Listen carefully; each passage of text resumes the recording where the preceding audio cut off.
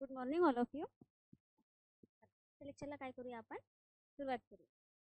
गेल्या लेक्चरला आपण काय डिस्कस केलेलं आहे तर जे काही आपण DPSP आहे म्हणजेच राज्य धोरणाचे मार्गदर्शक तत्त्वे directive principle of the state policy या संदर्भात आपण काय केलेलं आहे डिस्कस केलेलं आहे. त्यामध्ये आपण जे काही article number 36 to article number 41 यापर्यंत आपण डिटेल्समध्ये पाहिलेलं आहे की नेमकं त्यामध्ये काय सांगितलेलं आहे. डायरेक्टिव्ह प्रिन्सिपल ऑफ जे आहे हे राज्यांना किंवा आपण राज्याला मागू शकतो पण आपल्याला त्यांच्यावर जबरदस्ती नाही. एक आपण कल्याणकारी राज्य स्वीकारलेलं आहे, वेलफेअर स्टेट आपण स्वीकारलेलं आहे. त्यामुळे आपल्याला जर देशाचा विकास व्हायचा असेल आणि जे MLA आहे किंवा खासदार आहे, आमदार आहे यांना जर आपल्या पदावर जर राहायचं असेल तर जनतेची परवानगी असणं खूप गरजेचं आहे. कारण दुसऱ्या जसं इंग्लंडमध्ये जसं राजेशाही शासन पद्धती आहे तशा पद्धतीची शासन पद्धती आपल्या भारतामध्ये नाही. म्हणून भारतामध्ये जर लोकांचं मत लोकांच्या नुसार जर वागत असेल, लोकशाही शासन पद्धती असल्यामुळे तरच लोक काय करणार, त्यांना निवडून देईल. म्हणजेच समाजकारण राज्यकारण करता करता त्यांना समाजकारण करणं सुद्धा काय आहे गरजेचं आहे. म्हणून MC छागला यांनी म्हटलेलं आहे की जर समाजातील लोकांनी किंवा समाजातील आमदार आहे, खासदार आहे किंवा शासनकर्त्या जमातींनी म्हटल्यावर शासनकर्त्या लोकांनी जर ही काही दिलेले जे directive principle of the state policy आहे हे जर योग्य पद्धतीने जर पार पाडले आणि जर समाजाच्या हिताने त्यांनी नेहमी काम केलं तर काय होणार आहे तर हे पृथ्वीवरील भारत हा पृथ्वीवरील काय बनेल, स्वर्ग बनेल. अशा पद्धतीची उपमा ही कुणी दिलेली आहे, MC छागला यांनी दिलेली आहे. आता बघा, आता जे काही नेक्स्ट आपले दिलेले directive principle of the state policy आहे त्याबद्दल आपण आजच्या लेक्चरला काय करूया डिस्कस करूया.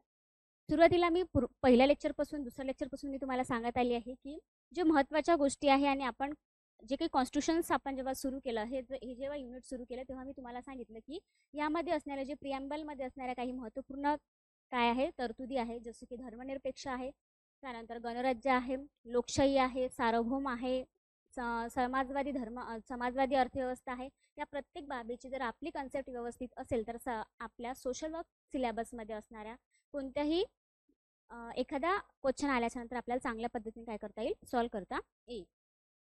म्हणूनच डायरेक्टिव्ह प्रिन्सिपल आपण कोणाकडून घेतलेले आहे, आयर्लंड या देशाकडून घेतलेले आहे. आणि आयर्लंड या देशाने कोणाकडून घेतलेले आहे तर ते स्पॅनिश या देशाकडून घेतलेले आहे. त्यानंतर फंडामेंटल राईट्स आपण कोणाकडून घेतलेले आहे तर USA म्हणजेच त्याला आपण अमेरिका असं म्हणतो, युनायटेड स्टेट. ओके. त्यानंतर आपण जे काही फंडामेंटल ड्युटीज आहे जे आपण नेक्स्ट लेक्चरला शिकणारच आहे त्याबद्दल पण, कारण की फंडामेंटल ड्युटीज आपल्याला माहिती असणं गरजेचं आहे. आणि इव्हन ते आपल्याला एक्झाममध्ये पण विचारल्या जातं की नेमकं महिलांचं संरक्षण करणे, महिलांच्या हिताचा निर्णय घेणे, महिलांच्या संरक्षणासाठी आपण काय केलं पाहिजे ही पण एक आपली काय आहे महत्त्वपूर्ण भूमिका आहे. याबद्दलचे जे काही त्यानंतर आपण राष्ट्रगीत आहे याचा आपण आदर कसा करायचा किंवा केला पाहिजे, आपण जे काही सार्वभौमत्व आहे हे कसं टिकून ठेवता येईल, सार्वजनिक संपत्ती आहे त्या संपत्तीचा आपण नासधूस न करता ती योग्य पद्धतीने कशा पद्धतीने वापरता येईल, या सर्व बाबीचं डिस्कस आपल्याला कशामध्ये करायचं आहे, फंडामेंटल ड्युटीजमध्ये करायचं आहे. ओके. आता बघा, आज जे काही आपण पाहणार आहे तर त्यामध्ये आहे आपलं 42 पासून तर आपल्याला 51 पर्यंत काय करायचे आहे, directive principle of the state policy या संदर्भात डिस्कस करायचं आहे. ओके. आता आपण सुरुवात करूया. कालचं थोडं रिवाइज करून देते मी तुम्हाला. ओके. बघा, काल आपण काय पाहिलेलं आहे, जे 36 आहे, 36 काय सांगतं की जे संस्था आहे ऑब्व्हियसली आपल्याला काय आहे. ओके, एक मिनिट.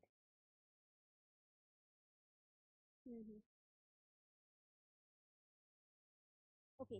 बघा, जी काही संस्था आहे त्या संस्थाबद्दल काय केलेलं आहे आपण डिस्कस केलं आहे की नेमकं आपल्याला जे DPSP दिलेले आहे आपण कोणाकडे मागायचे असते तर त्यामध्ये आहे केंद्र सरकारमध्ये केंद्रीय कायदे मंडळ, कार्यकारी मंडळ. त्यानंतर आपण सांगू शकतो की राज्यस्तरावरील केंद्रीय कायदे मंडळ आणि जे आहे विधानसभा आणि विधानमंडळ, विधिमंडळ, त्यानंतर विधान परिषद. त्यानंतर आहे स्थानिक स्वराज्य संस्थेवरील ग्रामीण स्वराज्य संस्था आणि शहरी स्वराज्य संस्था. याकडे आपल्याला काय मागायचे असते तर आपल्याला DPSPचं त्यांनी पालन करावं किंवा योग्य पद्धतीने त्यांनी आपल्याला सोयी सुविधा उपलब्ध करून द्यावा याची मागणी आपण करत असतो. या संबंधी तरतुदी आपल्याला 36 मध्ये काय केलेल्या आपण डिस्कस केलेल्या आहे. 37 काय सांगते, आर्टिकल नंबर 37. आर्टिकल नंबर 37 सांगतं की ज्या पद्धतीनं फंडामेंटल राईट्स काय आहे तर न्यायप्रविष्ट आहे, म्हणजे आपल्यावर जर एखाद्या हक्काचं जर उल्लंघन झालं तर आपण काय ज्युडिशरीकडे जाऊन आपल्याला न्याय मागू शकतो. त्यातही आपण सुप्रीम कोर्टमध्ये डायरेक्ट आपण जाऊ शकतो. परंतु तशा पद्धतीची व्यवस्था तेव्हा तत्कालीन जे काही आपले मसुदा समितीचे अध्यक्ष असतो किंवा तत्कालीन आपले जे काही घटना समितीमध्ये असणारे संपूर्ण लोक म्हणजे जे तज्ज्ञ लोक आहे यांचा जर विचार केला आपण तर त्यांना त्या सिच्युएशनमध्ये न्याय प्रविष्ट करणं योग्य वाटलं नाही. कारण तेव्हा नुकतंच आपला भारत देश स्वतंत्र झालेला होता आणि आपण अनेक काय झालो होतो संकटामध्ये सापडलेलो होतो. म्हणून ज्या पद्धतीने आपल्याकडे पैसे अवेलेबल होईल, आपल्याकडे आपली जेव्हा आपल्या जे काही मूलभूत गरजा आहे राज्याच्या राज्यकारभार चालत असताना ते जेव्हा पूर्ण होईल त्यानंतर आपण हे काही दिलेली जी काही DPSP आहे ते आपण काय करावे पूर्ण करावे या बाबतची तरतुदी त्यांनी सांगितलेल्या होत्या. यासाठी आपण 37 काय आहे तर न्याय प्रविष्ट नाही. DPSP हे काय नाही आहे तर न्याय प्रविष्ट नाही. त्यानंतर 39 बद्दल आपण संपूर्ण डिटेल्स पाहिला आहे की नेमकं समान कामासाठी समान वेतन असलं पाहिजे. त्यानंतर उपजीविकेचे साधनं प्रत्येकांना उपलब्ध व्हायला पाहिजे. भौतिक साधनं प्रत्येकांना उपलब्ध व्हायला पाहिजे. त्यानंतर आहे की बालकांच्या जे काही आर्थिक म्हणजे आपण म्हणू शकतो की शारीरिक कमकुवतता असेल त्याचं कोवडं वय पाहून आपण त्याच्यावर जबरदस्ती करणार नाही. कामाच्या ठिकाणी त्यांना जबरदस्ती करता येणार नाही. त्यानंतर बालकांचा जर विकास व्हायचा असेल तर त्यांना फ्री वातावरणामध्ये काय द्यायला पाहिजे आपण एज्युकेशन प्रोव्हाइड करायला पाहिजे किंवा त्यांना फ्री वातावरणामध्ये त्यांचं शारीरिक मानसिक आणि बौद्धिक काय करायला पाहिजे विकास करायला पाहिजे. या संदर्भात आपण डिटेल्स पाहिलेलं आहे. त्यानंतर 14 काय सांगितलंय 40 ते ग्रामपंचायत. बघा ग्रामपंचायतचं स्वप्न आपल्याला माहिती आहे की महात्मा गांधीजी असो ज्यांनी स्वयंपूर्ण खेड्याकडे चला. त्यानंतर आपण सांगू शकतो की जे पंडित जवाहरलाल नेहरू जे आहे जे आपले PM होते तत्कालीन तेव्हाचे त्यांचं सगळ्यांचं स्वप्न होतं की ग्रामपंचायत काय असायला पाहिजे की जेणेकरून आपण काय असायला पाहिजे सत्तेचं विकेंद्रीकरण आपण त्याला म्हणतो की विशिष्ट अशी हेरार्की ठरलेली असेल तर एकाच व्यक्तीकडे जर एखाद्या गोष्टीचे निर्णय घेण्याची क्षमता असेल तर अशा वेळेस कुठेतरी काय होऊ शकते पार्शलिटी होऊ शकते, कुठेतरी बायसपणा होऊ शकते. या गोष्टीला कुठेतरी आपण आळा घालायला पाहिजे. यासाठी आपण ग्रामपंचायतची काय केलेली आहे ग्रामपंचायत असो किंवा ग्रामपंचायतची सविस्तर तरतुदी हे आर्टिकल नंबर 40 मध्ये दिलेल्या आहे. त्या नंबर 41 बद्दल आपण काय केलेलं आहे डिस्कस केलं आहे की वृद्ध आहे, महिला आहे, बालक आहे, त्यानंतर थर्ड जेंडर पर्सन आहे, LGBT कम्युनिटी म्हणतो आपण त्यांना, त्यानंतर HIV एड्सग्रस्त व्यक्ती आहे, सिकलसेलग्रस्त व्यक्ती आहे, असे जेही क्रोनिक आजार आहे ज्याला आपण जुनाट आजार म्हणतो अशा आजारापासून किंवा इतरही काही सेन्सिटिव्ह आजार आहे अशा आजारापासून मुक्तता व्हायची असेल आणि त्या लोकांना कुठेतरी आपण काय करायला पाहिजे इन्शुरन्स म्हणजे विमा प्रोव्हाइड करणं गरजेचं आहे. तेही एक समाजाचा भाग आहे. या उद्देशाने आपण विविध तरतुदी त्यामध्ये काय केलेल्या आहे टाकलेल्या आहेत. अशाबद्दल आपण 41 काय केलेलं आहे डिस्कस केलेलं आहे. हे आपण पाहिलेलं प्रिव्हियस लेक्चरमध्ये पाहिलेला काय आहे संपूर्ण तरतुदी आहे. मी तुम्हाला थोडंफार पद्धतीनं वाइंड अप करून दिलेलं आहे की जेणेकरून तुम्हाला काय जे झालेल्या काही बाबी आहे ते तुम्हाला काय व्हाव्या रिकॉल व्हावं. बघा यानंतर आपण जे पाहणार आहे आजच्या लेक्चरमध्ये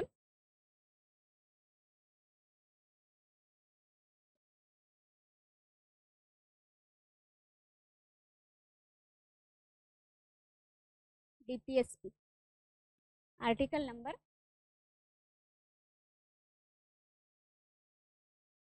42. आता आपल्या सोशल वर्कच्या दृष्टीने जर आपण विचार केला तर 42 पण काय आहे अत्यंत महत्त्वपूर्ण आहे. त्यामध्ये काय सांगितलेलं आहे बघा कामाच्या ठिकाणी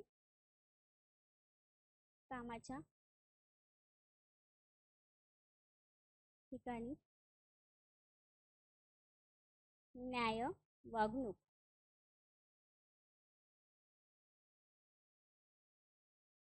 आणि मातृत्व रजा देणे.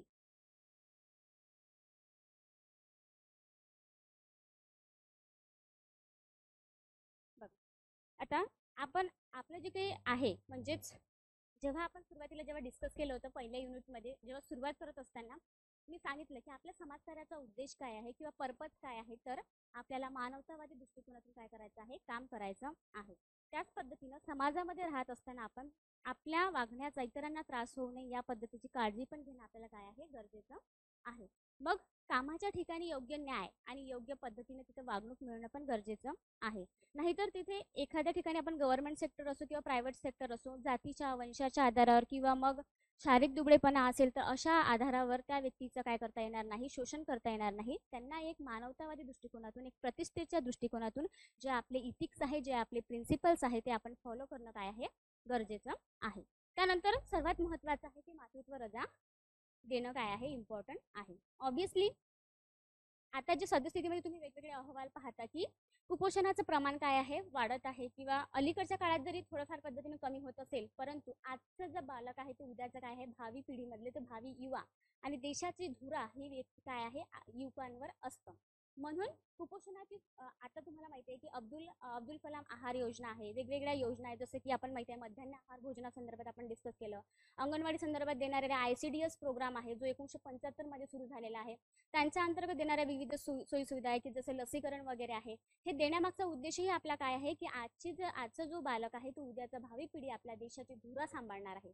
म्हणून तुम्हाला माहिती आहे की जसं पंडित जवाहरलाल नेहरू यांनी म्हटलेलं वाक्य आहे की त्यांना मुलं खूप आवडायचे, मुलं ही देवाघरची फुले किंवा अशा पद्धतीचे त्यांचे काय असायचे सेंटेन्स असायचे. त्यांच्या मागचं कारण हेच होतं की आज आपण बालकांकडे चांगल्या पद्धतीने लक्ष दिले, त्यांच्यावर प्रत्येक गोष्टीवर आपण काम केलं तर ते काय होईल, आपला भारत देश जो आपण विकसनशील देश आहे, विकसनशील देशाकडून आपल्याला विकसित बनायचं असेल तर काय आहे, जे आजचे युवक जे आपल्याला आपण पानटपरीवर पाहतो, हे पानटपरीवरचे जर युवक कशावर गेले, जर संशोधनामध्ये त्यांनी प्रोग्रेस केली, जे एज्युकेशनमध्ये त्यांनी चांगल्या पद्धतीने प्रोग्रेस केली तर काय होणार, आपला देश हा नक्कीच आपण जे ठरवलेलं टार्गेट आहे काय करायचं आहे आपल्याला की जेव्हा आपल्याला स्वातंत्र्य मिळाले 47 ते 2047 पर्यंत हे 100 वर्षाच्या कालावधीमध्ये आपल्याला भारत देश काय बनवायचा आहे, विकसित बनवायचा आहे. हे व्हिजन कोणी ठेवलेलं होतं, जे APJ अब्दुल कलाम आहे ही यांनी ठेवलेलं व्हिजन होतं.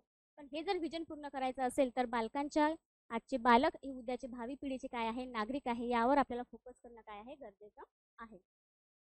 आता बघा वेगवेगळ्या ट्रायबल बेल्ट आहे किंवा मग त्याला आपण रुरल बेल्ट म्हणू शकतो, तिथे आपल्याला कुपोषणाचं प्रमाण आढळून येते, ज्यामध्ये कुपोषणाचे 2 प्रकार असतात, सॅम आणि मॅम. सॅम आणि मॅमचा फरक तुम्हाला सांगायचं झालं, यावर प्रश्न येऊ शकते, मग मी थोडं डिस्कस करते. बघा त्यावर सॅम आणि मॅम म्हणजे एक असं आहे की जे उंची ज्याची एखाद्या व्यक्तीची उंची वयानुसार उंची कमी असणे आणि एखाद्या बालकाची वयानुसार वजन कमी असणे, या गोष्टीला सॅम मॅम म्हटल्या जातं. आता त्यानंतर बघा हे सॅम मॅमचे प्रकारही आपल्याला पाहायला मिळतं.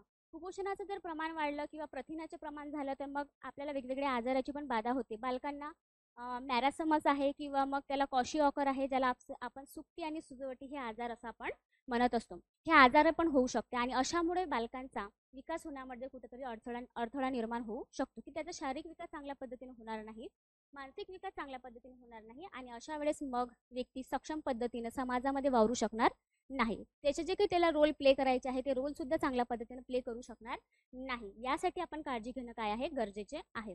म्हणून ICDS अंतर्गत काय केलं जातं, वेगवेगळे जे प्रोग्राम आहे जसं लसीकरण आहे, पोषण आहार वगैरे देणं आहे किंवा बालकांच्या वजनाची पर मंथ काय केलं जातं म्हणजे वजन घेतलं जातं. त्यानंतर आजकाल तर अंगणवाडी सेविकेंवर खूप मोठ्या पद्धतीनं काम आलेलं आहे.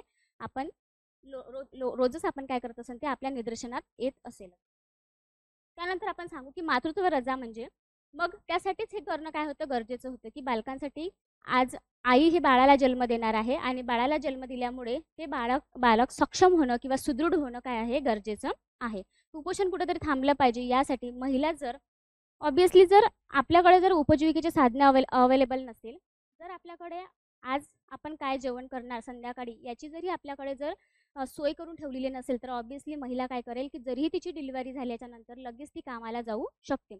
बघा आम्ही जेव्हा फील्डवर्क करत होतो तेव्हा माझ्या असं निदर्शनास आलं की ट्रायबल बेल्ट म्हणजे ज्याला आपण पारधी कम्युनिटी असं म्हणत असतो, जे ST कम्युनिटीमध्ये येतात, ST शेड्यूल्डमध्ये येतात, तर तिथे आम्हाला असं लक्षात आलं की 5 दिवसाची जी ओली बाळतीन आपल्याकडे म्हणतात, ओली बाळतीन जी होती ती 5व्या दिवशी नंतर 6व्या दिवशी तिच्या छोट्या बाळाला टाकून ती कशामध्ये शेतामध्ये गेली होती किंवा इतर जे काही शिकार करणं आहे किंवा इतरही त्यांचे जे काही काम आहे ते करण्यासाठी ती गेलेली होती. मग हे यावरून काय लक्षात येतं आपल्याला की जर अशी सिच्युएशन असेल की महिलांना जर 5व्या दिवशी किंवा 10व्या दिवशी जर कामाला बाहेर ठिकाणी जावं लागत असेल तर त्या बालकांकडे पाहायचं कोणी.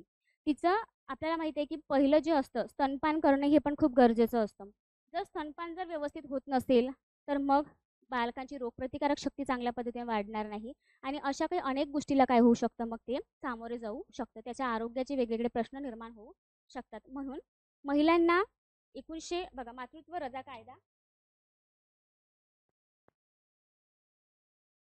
मातृत्व रजा कायदा हा 1961 मध्ये करण्यात आलेला होता. या कायद्याअंतर्गत जे काही रजा आहे ही पहिल्या 2 अपत्यांसाठी 12 आठवड्याची देण्यात आलेली होती. यावर प्रश्न विचारला जातात, तुम्ही नोट डाऊन करून ठेवा. 12 आठवडे, ते पण काय तर पहिल्या 2 अपत्यासाठी.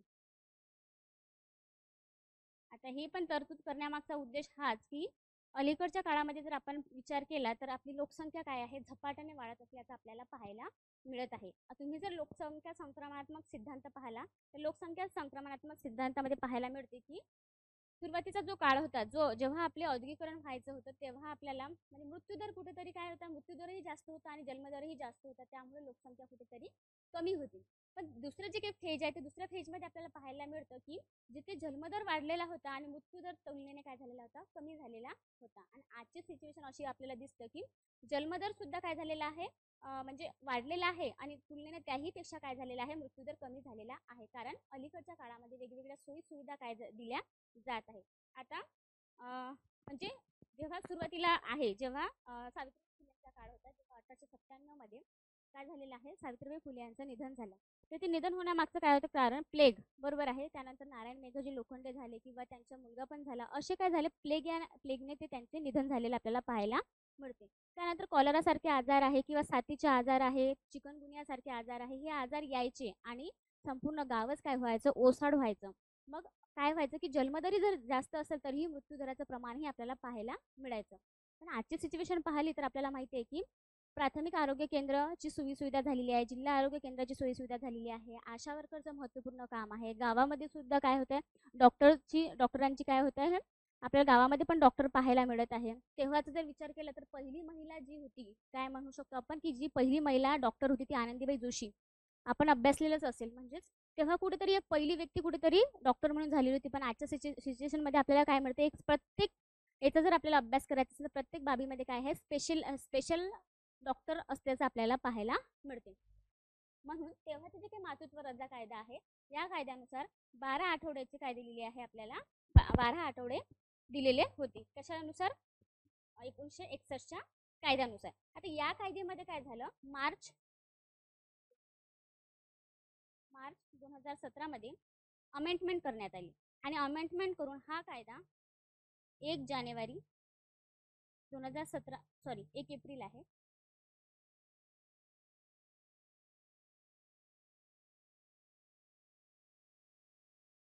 1 एप्रिल 2017 हा कायदा काय केला आपण, लागू केला. तर या कायद्यामध्ये इथे काय 12 आठवड्याची सुट्टी देण्यात सांगितलेली होती, परंतु सद्यस्थितीमध्ये 26 आठवडे काय असायला पाहिजे महिलांना विथ पेमेंट.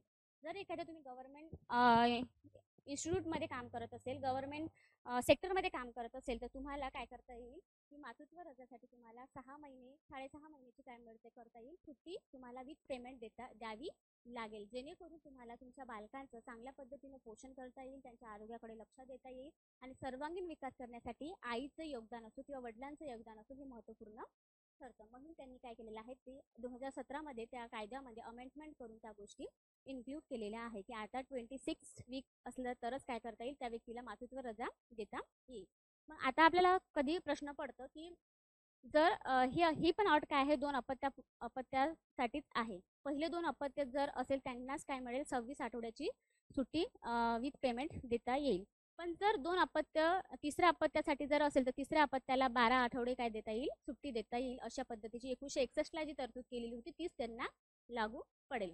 आता अनेकांना प्रश्न पडलेला असेल की जर पहिलं एक बालक आहे आपल्याला आणि सेकंड प्रेग्नन्सीमध्ये आपल्याला जर जुडवा बालक राहिले, मग अशा सिच्युएशनमध्ये काय, तर अशा सिच्युएशनमध्ये तुम्हाला 26 आठवड्याची काय मिळेल, सुट्टी मिळेल, बरोबर. कारण की पहिलं बालक होतं ठीक आहे, पण सेकंड बालकची आपल्याला काही शाश्वती नव्हती. तर त्या अचानक जुडे बालक झाल्याच्या नंतर आपण म्हणू शकतो की त्यांना 26 आठवड्याची विथ पेमेंट काय मिळतं, सुट्टी मिळतं.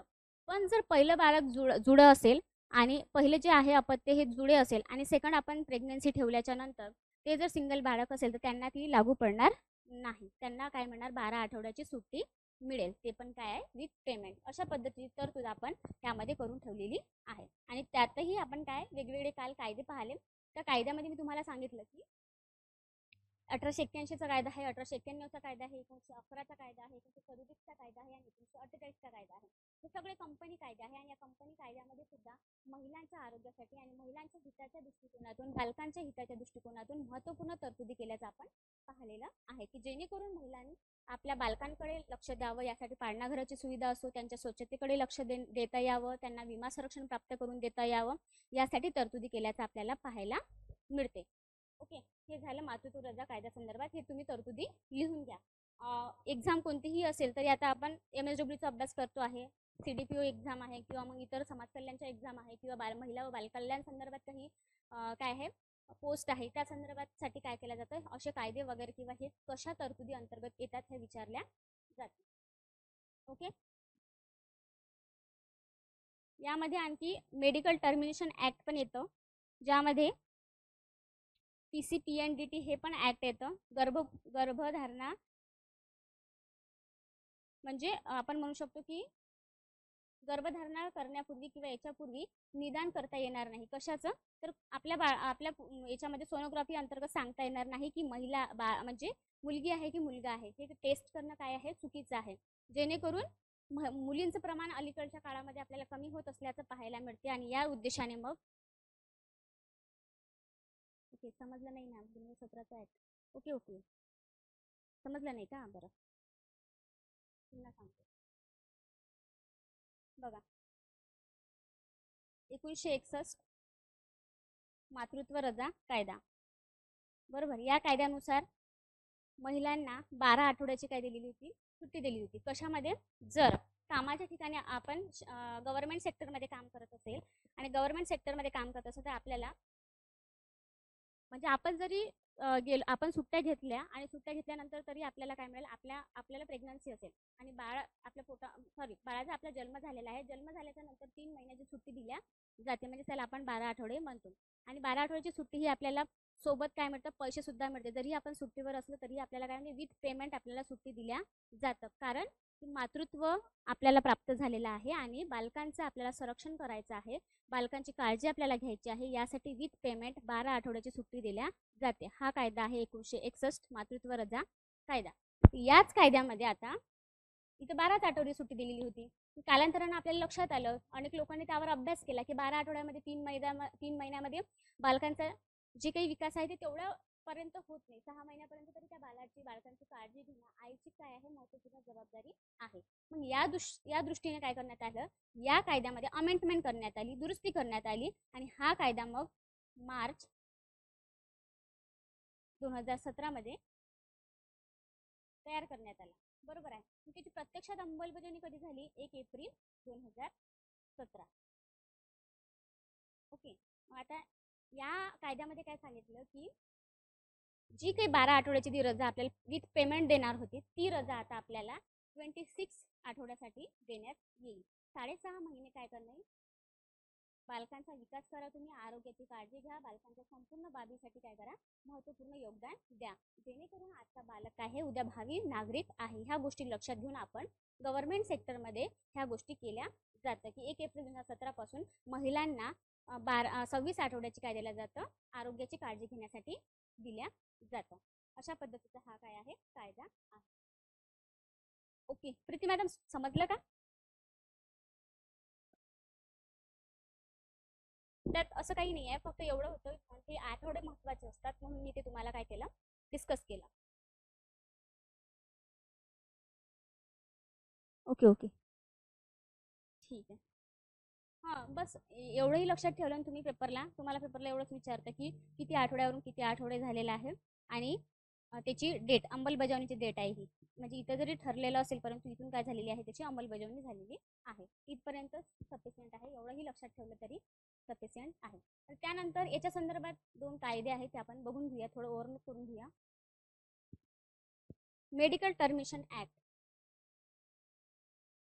मेडिकल टर्मिनेशन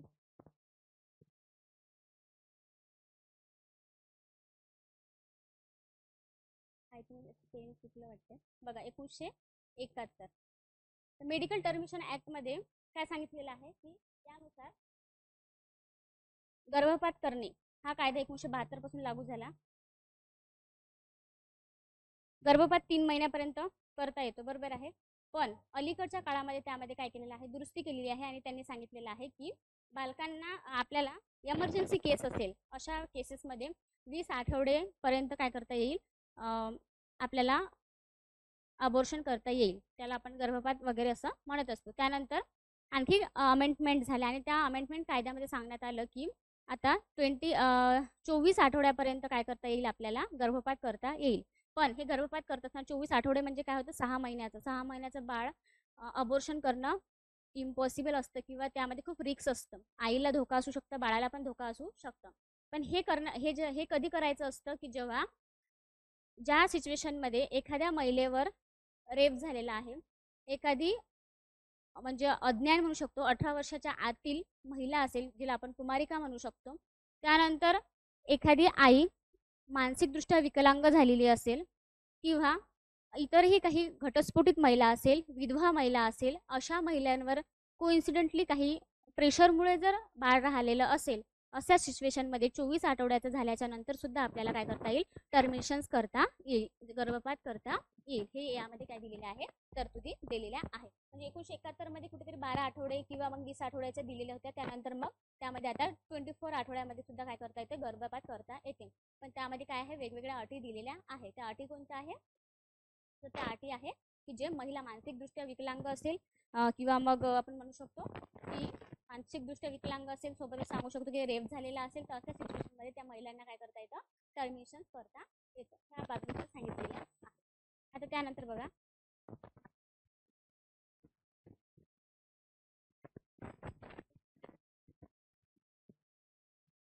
आर्टिकल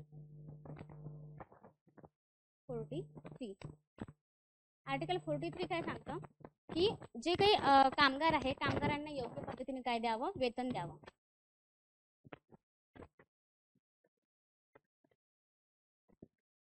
कामाच्या ठिकाणी निर्वाह वेतन, ते आपलं उपजीविका करू शकेल इथपर्यंत तरी त्यांना कमीत कमी काय करण्यात यावं, वेतन देण्यात यावं. त्यासाठी वेतन सुद्धा ठरवण्यात आलेले आहे की नेमकं कामगारांचे वेगवेगळे प्रकार असतात. संघटित कामगार आहे, असंघटित कामगार आहे. संघटित कामगार म्हणजे काय होतं की ज्यांच्या विशिष्ट काय असतात, संस्था असतात, संघटना असतात. त्यांच्यावर जर अन्याय अत्याचार झालं तर ते काय करतात, विविध संस्था संघटना एकत्र येतात आणि त्यांच्या न्यायासाठी भांडण्यासाठी ते तयार असतात. हे झाल्या संघटित कामगाराबद्दल. पण असंघटित कामगार म्हणजे कचरा वेचक झाले किंवा इतरही काही लोक झाले की जे असंघटित असतात, त्यांच्या विशिष्ट अशा काही संस्था किंवा संघटना नसतात. अशा वेळेस त्यांच्यावर जर अन्याय झाला तर कोणीही तयार नसते की त्यांचे मूलभूत हक्क त्यांना प्राप्त करून देण्यासाठी. मग यासाठी आपण तरतूद केलेली आहे 43 मध्ये की कामाच्या ठिकाणी काय मिळायला पाहिजे, आपल्याला योग्य न्याय आणि योग्य वेतन सुद्धा तिथे मिळायला पाहिजे. काय आहे, गरजेचं आहे. कारण की आपल्या उपजीविकेचे प्रश्न जर आपल्याला सॉल्व्ह करायचे असेल तर जे काही दैनंदिन कामकाज पार पाडत असताना योग्य वेतन देणं, म्हणूनच समान नागरी कायदा समान वेतन कायदा सुद्धा काय केलेला आहे, आणलेला आहे. समान कामासाठी समान वेतन हे 1976 अंतर्गत आणलेलं आपल्याला पाहायला मिळते. त्यानंतर यांना भविष्य निर्वाह निधी देणे, भविष्य निर्वाह निधी, निर्वाह विमा म्हणू शकतो आपण, 1952 कायदा आहे.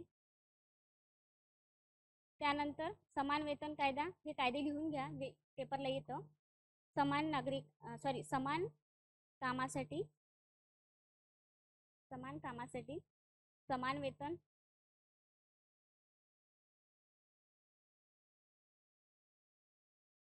एकोणीसशे 76.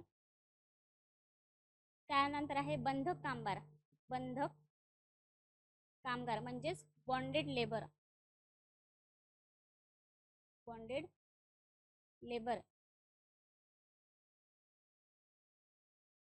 जे बंधक कामगार आपण ज्यांना म्हणतो. हा कायदा म्हणजे यांच्यामध्ये काय करावी, बंदी घालावी, यासाठी 1976लाच काय करण्यात आला, कायदा करण्यात आला. त्यानंतर आहे कॉन्ट्रॅक्ट बेसवर, ज्याला आपण म्हणतो कॉन्ट्रॅक्ट कर्मचारी जे असतात, कॉन्ट्रॅक्ट कर्मचारी,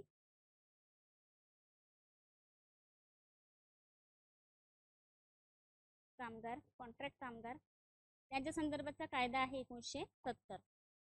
आता बघा, हे कायदे करण्यात आले, त्यामागचं काय करणं होतं, का आपल्याला कामगारांना योग्य न्याय मिळवून देणं हे महत्त्वाचे येतं पाहता येते. कामाच्या ठिकाणी अडचणी निर्माण झाल्या किंवा काही प्रॉब्लेम क्रिएट झाले, अशा सिच्युएशनमध्ये एखाद्या व्यक्तीचा एखादा हात गेला, एखादा पाय गेला, असं जर शारीरिक अपंगत्व आलेलं असेल तर अशासाठी त्या व्यक्तींना विमा प्रोव्हाइड करणं पण काय होतं, गरजेचं होतं. यासाठी भविष्य निर्वाहन विमा देणं हे 1952 पासून आपण सुरू केलेलं आहे. समान कामासाठी समान वेतन, स्त्री असो, पुरुष असो, महिला असो, बालक असो, आणि बालक म्हटल्यापेक्षा युवक म्हणूया आपण, प्रौढ. त्यानंतर म्हणू शकतो की अशा कोणत्याही आधारावर भेदभाव न करता समान कामासाठी समान वेतन देणे 1976च्या कायद्यामध्ये सांगितलेलं आहे.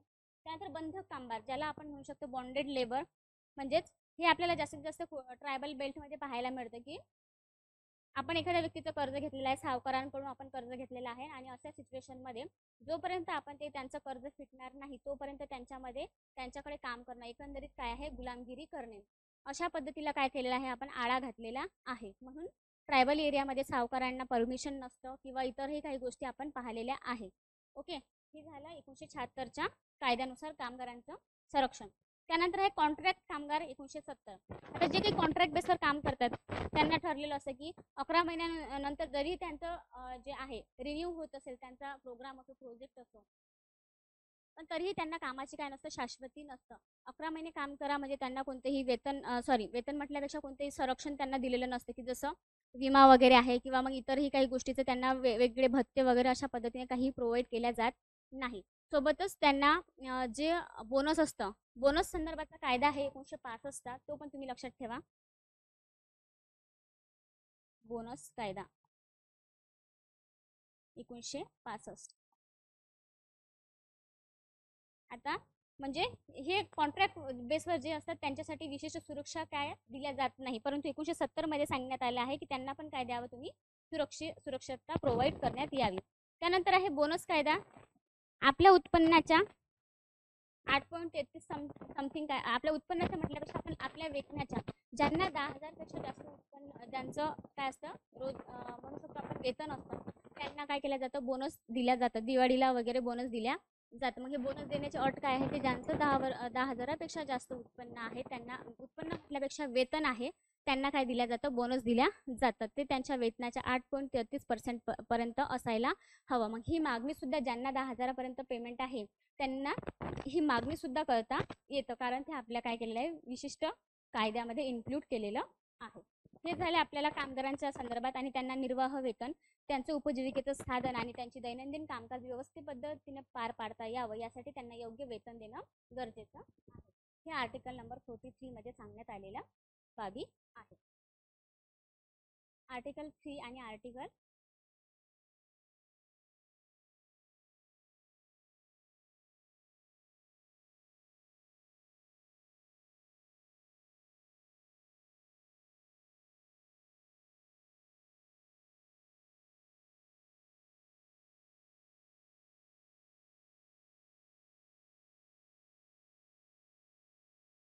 आता बघा, आर्टिकल नंबर 44.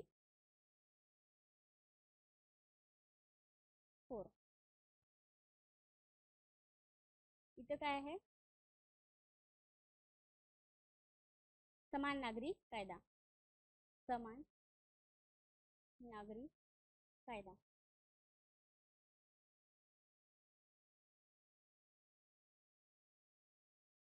समान नागरी कायद्यामध्ये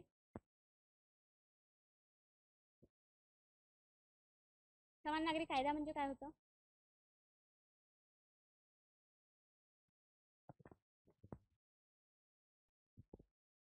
समान नागरी कायदा म्हणजे जिथे काय आहे, सगळे जे काही आपल्या इथं भारतामध्ये आपल्याला विविधतेमध्ये काय मिळतं, एकता पाहायला मिळतं. विविध जातीचे, धर्माचे, पंथांचे लोक आपल्या भारतामध्ये काय करतात, वास्तव्य करतात. अल्पसंख्याक ठरवत असताना आपण 2 निकष डोळ्यासमोर ठेवून अल्पसंख्याक ठरवल्या जाते. त्यामध्ये भाषिक अल्पसंख्याक आहे आणि धार्मिक अल्पसंख्याक आहे. हे 2 अल्पसंख्याकाचे काय आहे, एक निकष आहे. या आधारावर आपल्या इथं अल्पसंख्याक ठरवल्या जातात. मग आपल्या इथं वेगवेगळ्या काय पाहायला मिळतं, जाती, धर्म, पंथ पाहायला मिळते. प्रत्येकांची विवाह करण्याची पद्धत वेगळी आहे. प्रत्येकांच्या वेगवेगळ्या कायद्यानुसार काय केलं जातं, कायद्यानुसार विवाह आहे, घटस्फोट आहे किंवा इतरही बाबीमध्ये निर्णय घेतल्या जातं. मग अशा वेळेस समान नागरी कायदा काय सांगतं, की ठीक आहे, आपण विविधतेमध्ये एकता पाडत आहे, सर्व जातीचे, धर्माचे लोक आपण एक आहे असं आपण गुण्यागोविंदाने आपल्या भारतामध्ये वास्तव्य करत आहे. तर यासाठी आपण सिव्हिल जे काही ऍक्ट आहे म्हणजेच त्याला आपण म्हणू शकतो समान नागरी कायदा आणणं पण गरजेचं आहे. सुरुवातीला जर आपण विचार केला भारत स्वतंत्र होण्यापूर्वी, ज्याला आपण 1867 मध्ये म्हणू शकतो, 1867 मध्ये गोवा हे असं राज्य आहे की ज्यांनी काय केलेलं आहे, समान नागरी कायदा आपल्या राज्यामध्ये लागू केल्याचं आपल्याला पाहायला मिळते. करंट जर आपण विचार केला तर करंटमध्ये 2024 मध्ये उत्तराखंड असं राज्य आहे की त्यांनी समान नागरी कायदा काय केलेला आहे, लागू केलेला आहे. आता यामध्ये आपल्याला काय सांगायचं आहे की समान नागरी कायदा म्हणजे आपल्या एरियामध्ये आपल्या भारतामध्ये असणाऱ्या लोकांचे विवाह करण्याचं, आता जसं हिंदू विवाह कायदा आहे 1955 बरोबर आहे, त्यानंतर आपण सांगू शकतो की मुस्लिमांसंदर्भातचा कायदा काय आहे, वेगळा आहे. त्यांच्या घटस्फोटासंदर्भातचा कायदा जो होता जो तिहेरी तलाक पद्धत आहे. त्यानंतर आपल्या हिंदू धर्मामध्ये असणारा जो काही कायदा आहे तो कायदा सुद्धा काय आहे, वेगळा आहे. घटस्फोट घेण्याचा कायदा वेगळा आहे. संपत्तीमध्ये वाटा मागण्याचा अधिकार काय आहे, वेगवेगळा आहे. म्हणजे प्रत्येकाच्या धर्मानुसार जातीनुसार काय आहे, वेगवेगळे कायदे आपल्याला पाहायला मिळते. मग हे जर आपल्याला समाजामध्ये भारत हे एक आहे, आपल्याला जर युनिटी क्रिएट करायची असेल, आपण काय म्हणतो एकता आणि एकात्मता जर आपल्याला भारतामध्ये आणायची असेल तर आपण समान नागरी कायदा लागू केला पाहिजे, अशा पद्धतीची विचारसरणी आपल्याला पाहायला मिळते. हे आपली घटनेमध्येच तरतूद दिलेली होती, परंतु तेव्हाची सिच्युएशन ते व्यवस्थित नसल्यामुळे तेव्हा ही लागू केलेली नाही. म्हणजे आपण ही कुठे टाकलेलं आहे, DPSP मध्ये टाकलेलं आहे. परंतु शासनकर्त्यांनी तेव्हाच्या घटनाकर्त्यांनी सांगितलेलं आहे की तुम्ही योग्य वेळ येईल तेव्हा हे काय करा, लागू करा. आजच्या सिच्युएशनमध्ये आपल्याला पाहायला मिळतं की काही राज्य आहे ते पुढाकार घेत असल्याचं आपल्याला पाहायला मिळते, की जसं स्वातंत्र्यानंतर उत्तराखंड असं राज्य आहे की त्यांनी 2024 मध्ये समान नागरी कायदा काय केलेला आहे, लागू केलेला आपल्याला पाहायला मिळते. मग त्यानंतर समान नागरी कायद्यामध्ये काय आहे की विवाहाची पद्धत आहे, घटस्फोट आहे, बहुपत्नीत्व वगैरे करणं आहे, हे काय आहे, कायद्याने गुन्हा आहे. सोबतच आपण सांगू शकतो की विवाह झाल्याच्या नंतर 60 दिवसामध्ये म्हणजेच 2 महिन्याच्या आत काय करायला पाहिजे, 2 महिन्याच्या आतमध्ये व्यक्तीचा विवाहाची नोंदणी करणं गरजेचं आहे. त्यानंतर आपण म्हणू शकतो की लिव्ह इन रिलेशनशिप आपण ज्याला म्हणतो की जे लिव्ह इन रिलेशनशिपमध्ये ज्या राहत असेल अशा यांना सुद्धा काय आहे, विशिष्ट तरतूद इथे करून दिलेली आहे. अशा पद्धतीच्या तरतुदी आपण समान नागरी कायद्याअंतर्गत केल्याचं आपल्याला पाहायला मिळते. भारतामध्ये ते सध्या लागू व्हायचं आहे संपूर्ण भारतामध्ये, पण भारताच्या याच्यामध्ये येणारं उत्तराखंड राज्य आहे त्यांनी काय केलेलं आहे, लागू केलेलं आहे. यांच्या संदर्भात एक समिती होती जे गव्हर्नमेंटने काय केली होती, स्थापन केलेली होती. रंजना प्रकाश देसाई न्यायमूर्ती होते ह्या. यांच्या अंतर्गत अभ्यास करायला सांगितलं की आपल्या भारतामध्ये ते योग्य ठरेल का समान नागरी कायदा लागू करणे. पण आजही अनेक लोकांकडून काय होत आहे, विरोध होत असल्याचं आपल्याला पाहायला मिळते. त्यानंतर मग आपण सांगू शकतो की जसं म्हणजे पॉलिटिकल लीडर आहे यांच्याकडून आपल्याला ते त्यांच्याकडून म्हटलं जातं की कुठेतरी धर्माच्या आधारावर किंवा हे जे काही तुम्ही समान नागरी कायदा लागू करणार आहे यामुळे कुठेतरी तेढ निर्माण होऊ शकतं, अशा पद्धतीचे संकेत ते देत आहे. त्यामुळे आपल्या इथं काय झालेलं आहे, समान नागरी कायदा अजूनही लागू झालेला नाही. फक्त स्वातंत्र्याच्या पूर्वी जर विचारलं पहिलं राज्य कोणतं तर गोवा, आणि स्वातंत्र्याच्या नंतर जर विचारलं तर उत्तराखंड हे राज्य काय आहे, समान नागरी कायदा लागू करणारे एक राज्य आपल्याला पाहायला मिळते. अशा पद्धतीने आपण इथं सांगू शकतो. ओके, आलं का लक्षात?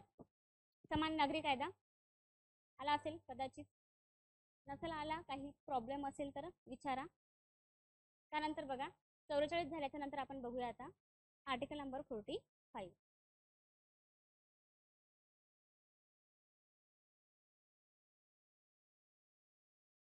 झिरो टू 6 वर्षापर्यंतच्या बालकांसंदर्भात आहे.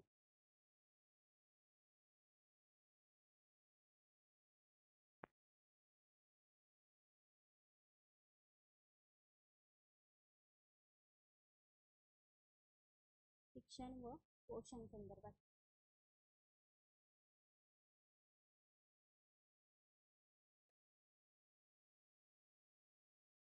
हे बाब लक्षात ठेवा, यामध्ये काय आहे, 0 ते 6 वर्ष दिलेलं आहे. फंडामेंटल राईट्स आहे, त्यामध्ये आर्टिकल नंबर 21A मध्ये शिक्षणाचा अधिकार देत असताना त्यांनी 6 ते 14 वर्ष वयोगट सांगितलेला आहे. DPSP मध्ये 0 ते 6 वर्ष वयोगट सांगितलेला आहे. आणि जे काही आपलं फंडामेंटल ड्युटीज आहे यामध्ये 11व्या नंबरचं जे काही आपलं फंडामेंटल ड्युटीज आहे त्यामध्ये 6 ते 14 वर्ष हे सांगितलेलं आहे. ओके, हे तुम्ही काय करा, फरक लक्षात ठेवा. फंडामेंटल राईट्स आणि फंडामेंटल ड्युटीज 6 ते 14 वर्ष वयोगट आहे, आणि 45 मध्ये 0 ते 6 वयोगटाच्या बालकांना काय आहे, शासनाची जबाबदारी आहे की त्यांनी काय करायला पाहिजे, त्यांच्या आरोग्याची काळजी घ्यावी, एक पोषण जे आहे ते त्यांना उपलब्ध करून द्यावं आणि त्यांच्या जे काही शिक्षण आहे ते शिक्षण सुद्धा शासनाने काय करून द्यावं, अवेलेबल करून द्यावं. म्हणून अंगणवाडी वगैरे आहे त्याची सुविधा ते केल्या जातं. त्यामागचं कारण हेच आहे की आपल्याला काय सांगितलेलं आहे, कल्याणकारी स्टेट निर्माण करायचं असेल तर बालकांना विविध सुविधा देणं काय आहे, गरजेचं आहे. हे आर्टिकल नंबर 45 मध्ये सांगितलेलं आहे. ही जे काही तरतूद आहे यामध्ये थोडी काय जे चेंजेस आहे ते 86वी घटना दुरुस्ती आहे. 86वी घटना दुरुस्ती 2002 यानुसार ह्या टाकलेल्या तरतुदी आहे. म्हणजे याच्या जे काही कन्सेप्ट होती किंवा जी काही व्याख्या होती त्या व्याख्यामध्ये थोड्याफार प्रमाणात बदल केला. जे आहे की 0 ते 6 वर्ष वयोगटाच्या बालकांना शिक्षण आणि पोषण देण्यासंदर्भातची काय आहे ही एक तरतूद करण्यात आलेली आहे. ओके, समजलं? हां, इथं हे गोष्ट एक लक्षात ठेवा तुम्ही की इथं काय आहे की शासनाची जबाबदारी आहे. जर 6 ते 14 वर्ष वयोगटापर्यंत जर मोफत आणि काय म्हणू शकतो सक्तीचं शिक्षण देणं, प्राथमिक शिक्षण देणं गरजेचं आहे. हे शासनाची म्हणजे आपण म्हणू शकतो की आपण जर अवेलेबल होत नसेल तर आपण न्यायालयात जाऊ शकतो फंडामेंटल राईट्स संदर्भात. फंडामेंटल ड्युटीज म्हणजे जे काही आई वडील आहे किंवा जे पालक आहे त्या पालकांचं कर्तव्य आहे की 6 ते 14 वर्ष वयोगटातील बालकांना प्राथमिक शिक्षण ते देणं गरजेचं आहे. इथं काय आहे, शासनाची जबाबदारी आहे की शासनाने काय करायला पाहिजे की बालकांना शिक्षण प्रोव्हाइड करायला पाहिजे आणि सोबतच त्यांच्या पोषणमानाचा दर्जा सुद्धा सुधारायला पाहिजे, यासाठी काळजी घेणं गरजेचं आहे. अशा बाबीच्या तरतुदी आपल्याला या आर्टिकल्स मध्ये पाहायला मिळतं.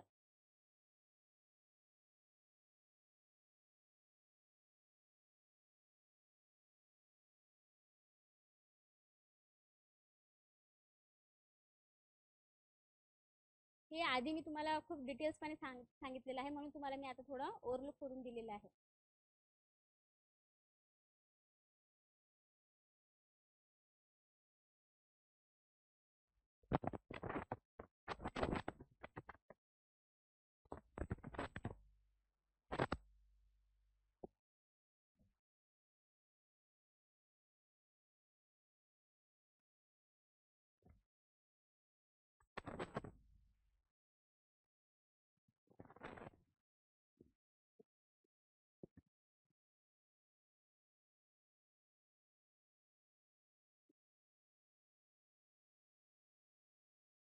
त्यानंतर आहे आर्टिकल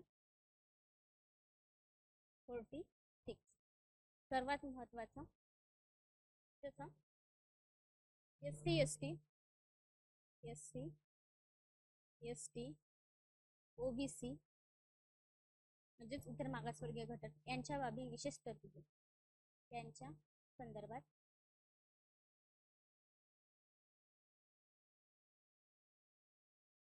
विशेष तरतुदी.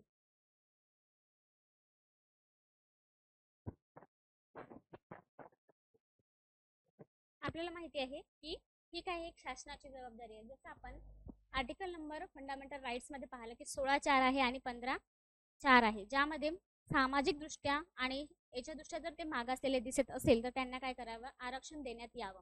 पदोन्नती संदर्भात तरतुदी आहे किंवा अशा बाबतीत आपण काय केलेलं आहे की त्यांना कुठेतरी समाजामध्ये प्रवाहात आणण्यासाठी आपण प्रयत्न केल्याचं आपल्याला पाहायला मिळते. त्याच पद्धतीनं आर्टिकल नंबर 46 सांगतं की ST कम्युनिटी असो किंवा मग SC कम्युनिटी असो आणि OBC कम्युनिटीमध्ये असो, हे जर सामाजिक दृष्ट्या आणि आर्थिकदृष्ट्या जर मागासलेले असेल तर यांच्यासाठी विशेष प्रोव्हिजन्स करणं, विशेष तरतुदी करणं काय आहे, राज्याचं कर्तव्य आहे.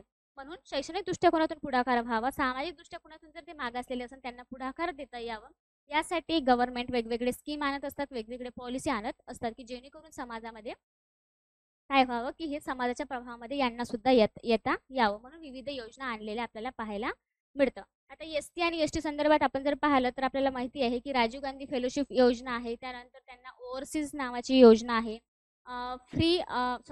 प्री मॅट्रिक स्कॉलरशिप आहे, पोस्ट मॅट्रिक स्कॉलरशिप आहे, अशा विविध जे काही शिक्षणामध्ये त्यांना प्रवाहात आणण्यासाठी ते केलेलं आहे.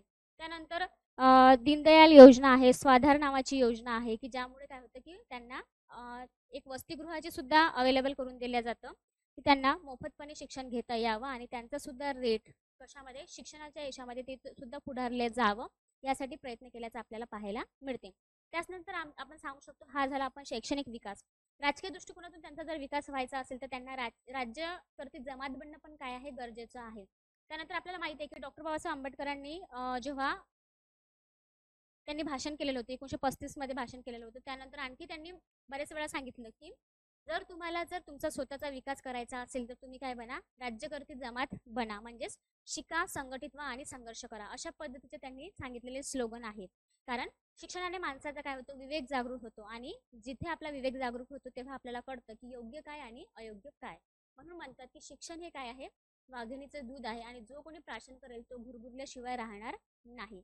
म्हणून जेव्हा आपल्याला शिक्षण येईल तेव्हा आपण अन्याय सहन करणार नाही. अशा पद्धतीच्या बाबी बाबासाहेबांनी आपल्याला सांगितलेलं पाहायला मिळतं. मग आपल्याला काय सांगायचं आहे की म्हणून त्यांच्यासाठी राजकीय दृष्टिकोनातून जर पुढाकार व्हायचा असेल, राज्यकर्ते जर जमात बनायचं असेल तर त्यांना विशेष जे काही आहे स्पेशल प्रोव्हिजन्स करणं काय होतं, गरजेचं होतं. म्हणून यासाठी आर्टिकल नंबर 330, 332 आणि 334 अशामध्ये काय केलेलं आहे, तरतुदी दिलेल्या आहेत. बघा 330 अंतर्गत एससी आणि एसटींना लोकसभेमध्ये आरक्षण देण्यात आलेलं आहे. लोकसभेमध्ये त्यांना काय आहे, लोकसभेमध्ये आरक्षण दिलेलं आहे. त्यानंतर 332 नुसार एससी आणि एसटी यांना विधानसभेमध्ये आरक्षण देण्यात आलेलं आहे. विधानसभा, तुम्हाला प्रश्न पडला असेल की राज्यसभा आहे किंवा मग विधान परिषद आहे यांच्यामध्ये पण हे आरक्षण असेल, तर नाही. 330 नुसार आणि 332 नुसार लोकसभा आणि विधानसभा हे देण्यामागचं कारण की विधान परिषद असो किंवा राज्यसभा असो यामध्ये डायरेक्ट रिक्रुटमेंट होत नाही, म्हणजे डायरेक्ट प्रत्यक्षपणे तिथे निवडणूक घेतल्या जात नाही. अप्रत्यक्ष जे आमदार आहे त्या आमदाराकडून काय केल्या जातं, तिथले लोक निवडून दिल्या जातं. तुम्ही विधान परिषदेची जेव्हा निवडणूक पाहता तेव्हा माहिती आहे तुम्हाला की 1/3 लोक स्थानिक स्वराज्य संस्थेकडून येतात, 1/12 लोक हे पदवीधर मतदारसंघातून येतात, 1/12 लोक हे शिक्षक मतदारसंघातून येतात, 1/6 लोक हे राज्यसभेकडून येतात. अशा पद्धती आपल्याला पाहायला मिळते. म्हणजे जे काही आहे तिथे डायरेक्ट रिक्रुटमेंट केल्या जात नाही. सॉरी, रिक्रुटमेंट म्हटल्यापेक्षा डायरेक्ट प्रेझेंटेशन आपण म्हणजे जे आहे प्रतिनिधी आहे ते आपण निवडून देत नसतो. तर आपण काय करत असतो, लोकसभा आणि विधानसभामध्ये हे आपल्याला दिलेल्या तरतुदी आहे. त्यानंतर 334 मध्ये काय आहे, सुरुवातीला जर आपण पाहिलं तर दर 10 वर्षांनी आरक्षणामध्ये आपल्याला काय करता येतं, म्हणजे हे जे दिलेलं काही जे आरक्षण आहे त्यामध्ये आपल्याला बदल करता येते किंवा ते असं सांगितलेलं होतं की दर 10 वर्षासाठी ते असेल. अलीकडच्या काळामध्ये 104वी घटना दुरुस्ती आहे. एक वेळा चेक करसाल. 104वी घटना दुरुस्तीनुसार 2030 पर्यंत हे आरक्षण काय केलेलं आहे, राखून ठेवलेलं आहे. आता 2030 पर्यंत यामध्ये कोणतीही हालचाल करता येणार नाही. जे दिलेलं आहे एससी आणि एसटी मध्ये लोकसभेसाठी आरक्षण आहे, 36 मध्ये एससी आणि एसटी विधानसभा आरक्षण आहे आणि 324 मध्ये त्यांचा कार्यकाळ जो ठरलेला आहे 10 वर्षाचा, ते दर 10 वर्षांनी काय करतं, अमेंडमेंट करून त्यामध्ये वाढ करत असल्याचं आपल्याला पाहायला मिळते. अशा पद्धतीच्या तरतुदी यांच्या संदर्भात केलेल्या आहेत. ओके. त्यानंतर आहेत मग एससी आणि एसटी साठी त्यांच्या आपल्या फंडामेंटल राईट्स मध्ये पण आपण पाहिलेलं आहे की त्यांच्या हितासाठी काय काम केलं जातं किंवा कशा पद्धतीने त्यांना शैक्षणिक मागासलेले आहे, त्यानंतर मग नोकरीमध्ये कुठेतरी मागास घटक आहे, त्यासाठी त्यांनी आपल्या गव्हर्नमेंटने असो किंवा मग कॉन्स्टिट्यूशन मध्ये विशिष्ट प्रोव्हिजन्स केल्याचं आपल्याला पाहायला मिळते. ओके. त्यानंतर अलीकडच्या काळामध्ये तुम्ही लक्षात ठेवा, एससी, एसटी आणि ओबीसी यांच्या संदर्भात असलेले जे आयोग आहे त्या आयोगाचे तुम्ही म्हणजे रचना कशा पद्धतीची आहे ते लक्षात ठेवण्याचा प्रयत्न करा. एससी मध्ये एक अध्यक्ष असतो, एक उपाध्यक्ष असतो आणि 3 काय असतात, सदस्य असतात. एसटी मध्ये पण तशाच पद्धती, एक अध्यक्ष, एक उपाध्यक्ष आणि 3 आपल्याला सदस्य पाहायला मिळतात. अशा पद्धतीने त्यांची रचना असतं. त्यांचा कार्यकाळ काय असतो, अलीकडच्या काळामध्ये सदस्य कोण आहे याच्यावर प्रश्न येणं काय आहे, अपेक्षित आहे. त्यावर तुम्ही काय करा, अभ्यास करा. त्यानंतर आपण सांगू शकतो की ह्या आयोग नेमण्यामागचं मग काय कारण आहे, यांच्यासाठी स्पेशल प्रोव्हिजन्स आहे. एससी आणि एसटी आयोग असावा, निर्मिती करावी. सुरुवातीपासून प्रयत्न सुरू होते, परंतु 89वी घटना दुरुस्ती करण्यात आली 2003 ला आणि 89व्या घटना दुरुस्ती 2003 नुसार सांगण्यात आलं की आता एससी आणि एसटी हे जो काही जॉईंट आधीचं काय होतं, जॉईंट कमिशन होतं, एससी आणि एसटी जॉईंट कमिशन होतं की यांचा निर्णय घ्यायचा असेल तर एसटी साठी पण एकच आयोग घेणार आणि एसटी साठी सुद्धा एकच आयोग घेणार. परंतु अलीकडच्या काळामध्ये 89वी घटना दुरुस्ती 2003 करण्यात आली आणि त्यानुसार एसटी साठी वेगळा आयोग आणि म्हणजे अनुसूचित जाती आयोग म्हणू शकतो आपण आणि अनुसूचित जमाती आयोग हे वेगवेगळे करण्यात आलेलं आहे. त्याची स्थापना हे 2004 पासून झाल्याचं आपल्याला पाहायला मिळते. ओके. त्यानंतर आता ओबीसी साठी सुद्धा तुम्हाला माहिती आहे की सुरुवातीपासून अनेक लोकांनी प्रयत्न केले, जसे की काकासाहेब कालेलकर आयोग आहे, त्यानंतर बीपी मंडल आयोग आहे. त्यावर प्रश्न आलेला आहे की काकासाहेब कालेलकर आयोग कधी आलेला आहे, तर बघा ते 1953 मध्ये आलेला होता. पण प्रश्न काय विचारला आपल्याला की काकासाहेब कालेलकर आयोगाने तरतुदी कधीपासून लागू झाल्या किंवा त्याची अंमलबजावणी कधीपासून लागू झाली, त्यांनी अहवाल कधी सादर केला, आपण म्हणतो की त्याचा अहवाल कधीपासून सादर केला. काकासाहेब कालेकर आयोग 1953चा आहे, परंतु त्यांच्या जे काही अहवाल आहे ते अहवाल 1955ला त्यांनी सादर केल्याचं आपल्याला पाहायला मिळते. हा ओबीसी संदर्भात असलेला आयोग आहे. त्यानंतर आहे बीपी मंडल आयोग. बीपी मंडल आयोग कशासाठी आहे तर ते 1979 मध्ये केलेला आणि त्यांच्या तरतुदी 1980 पासून काय झालेले आहे, अहवाल त्यांनी 1980 ला सादर केलेला आहे. ह्या संदर्भातचा प्रश्न तुम्ही 2023चा स्टेटचा पेपर काढून बघा आणि त्यामध्ये हा क्वेश्चन तुम्ही बघा की नेमकं प्रश्न कसा विचारलेला आहे. करंट बेस सिलेबसचा अभ्यास करत असताना करंट त्याला काय द्यावा, जोड द्यावी, हेच काय आहे आपल्याला सिलेबसचं महत्त्वपूर्ण काम आहे. तरच जेव्हा आपण एससी आणि एसटीचे करंटमध्ये आयोगाचे अध्यक्ष कोण आहे, किशोर मकवाना वगैरे, त्याच्याबद्दल तुम्ही अभ्यास करा. ओबीसीचे हंसराज अहिर वगैरे आहे, त्यांच्याबद्दल काय करा, अभ्यास करा आणि ह्या गोष्टी तुम्ही नोट डाऊन करून ठेवा. प्रश्न करंट बेस जास्तीत जास्त विचारल्या जातात. त्यानंतर सच्चर आयोग आहे. सच्चर आयोग कशा संदर्भात आहे तर मग जे मुस्लिम कम्युनिटी आहे, मुस्लिम कम्युनिटीच्या विकासासाठी आणि त्यांच्या हितासाठी काम करण्यासाठी मुस्लिम कम्युनिटीमध्ये सच्चर आयोगाची काय केलेली आहे, नेमणूक केलेली आहे. आता येणारा अपेक्षित प्रश्न कशावर असू शकतो की ओबीसी आयोग अलीकडच्या काळामध्ये 2018 मध्ये ओबीसी जो आहे राष्ट्रीय मागासवर्गीय आयोग, या आयोगाला 2018 मध्ये वैधानिक दर्जा देण्यात आलेला आहे. वैधानिक म्हटलं कसं आपण घटनात्मक दर्जा म्हणू शकतो. घटनात्मक दर्जा काय देण्यात आलेला आहे. मग ह्या बाबी तुम्ही लक्षात ठेवणं महत्त्वपूर्ण ठरतं. सर्वात महत्त्वाच्या 2 तरतुदी आहे ते तुम्हाला मी सांगते, म्हणजे नेमकं आयोगाची रचना कशामध्ये दिलेली आहे.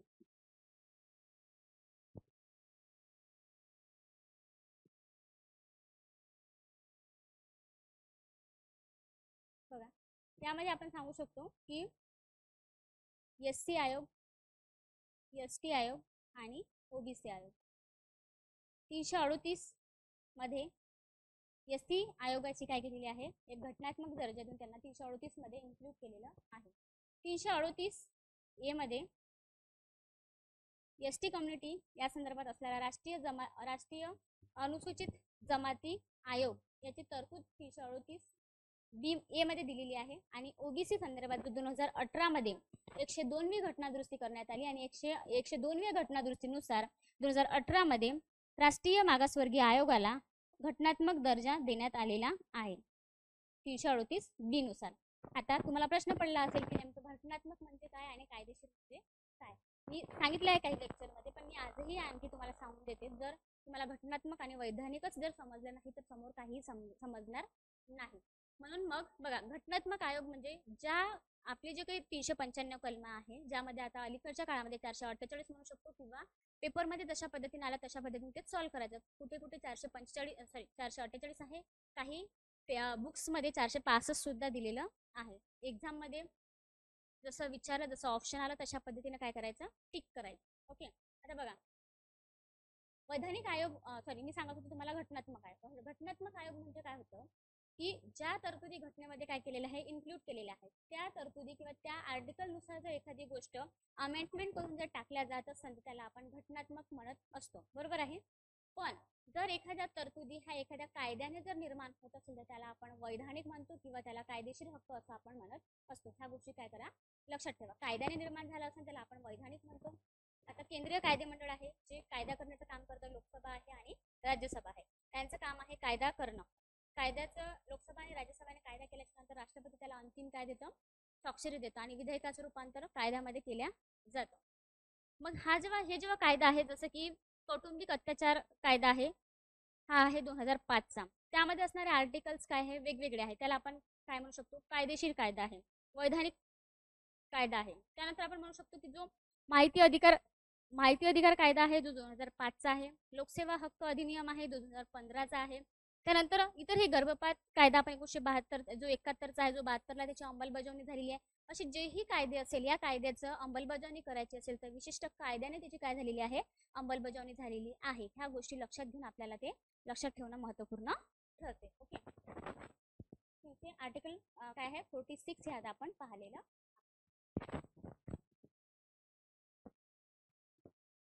लक्षात येत आहे ना, की डोक्याच्या वर झाले. काही लक्षात आलं नाही तर लगेच विचारा, मी सांगते.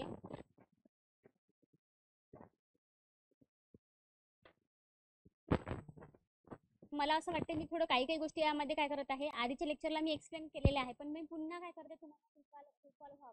कारण की एखादी गोष्ट एखादा आर्टिकल आपण एकदा रीड केल्याच्या नंतर ते आपल्या डोक्यात राहत नाही. त्याला रिपीट काय करावं लागतं, रीड करावं लागतं. जेव्हा आपण एखादी गोष्ट म्हणजे एखादी गोष्ट रीड करतो आणि रीड केल्याच्या नंतर त्याला आपण लिहून पाहतो, तर ते आपल्या काय दीर्घकाळ निरंतर लक्षात राहत नाही. मी तुम्हाला तेच की तुम्ही एखादी गोष्ट आधी जर तुम्ही रीड केलेली असेल त्याला विचार करण्यासाठी आपल्याला पुन्हा पुन्हा ते घ्यावं लागतं. मी काही गोष्टी काय करतात शॉर्टमध्ये लिहिते. ते शॉर्टमध्ये लिहिण्याचं मागचं कारण हेच आहे की मी तुम्हाला आधीच्या लेक्चरमध्ये त्याबद्दल काय केलेलं आहे, थोड्याफार प्रमाणात डिस्कस केलेलं असतं. त्याचा जेव्हा कन्सल्ट या एखाद्या आर्टिकल्सची येते तर मी तुम्हाला काय करते त्याच्याशी संदर्भात थोडीफार माहिती सांगते. आता आर्टिकल नंबर 47 काय आहे? आर्टिकल नंबर 47 आहे आरोग्य आणि पोषणमान संदर्भात. आरोग्य आणि पोषणमान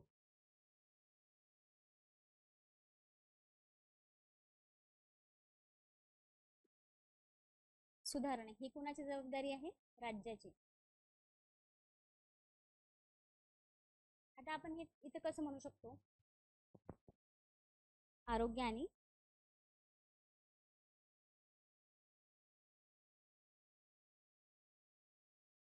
आरोग्य आणि पोषणमान सुधारणा म्हणजे आपल्या भारतामध्ये अन्न, वस्त्र, निवारा, आरोग्य आणि शिक्षण हे काय आपल्या मूलभूत गरजा आहे. अलीकडच्या काळामध्ये मनोरंजन ही आपण त्यामध्ये मूलभूत गरज असल्याचं काय केलेलं आहे, सांगितलेलं आहे. हे काय आपल्या अन्न, वस्त्र, निवारा हे आपल्या मूलभूत गरजा असल्याचं आपल्याला पाहायला मिळते. ही काय आहे, काम आपल्याला अन्न, वस्त्र, निवारा मिळवून देणे सोबतच आपलं आरोग्य आणि पोषणमानाची काळजी घेणं ही गव्हर्नमेंटची जबाबदारी आहे. असं वेलफेअर स्टेट आपल्याला जर करायचं असेल तर हे काय आहे, गव्हर्नमेंटची जबाबदारी आहे, असं DPSP मध्ये काय केलेलं आहे, सांगितलेलं आहे.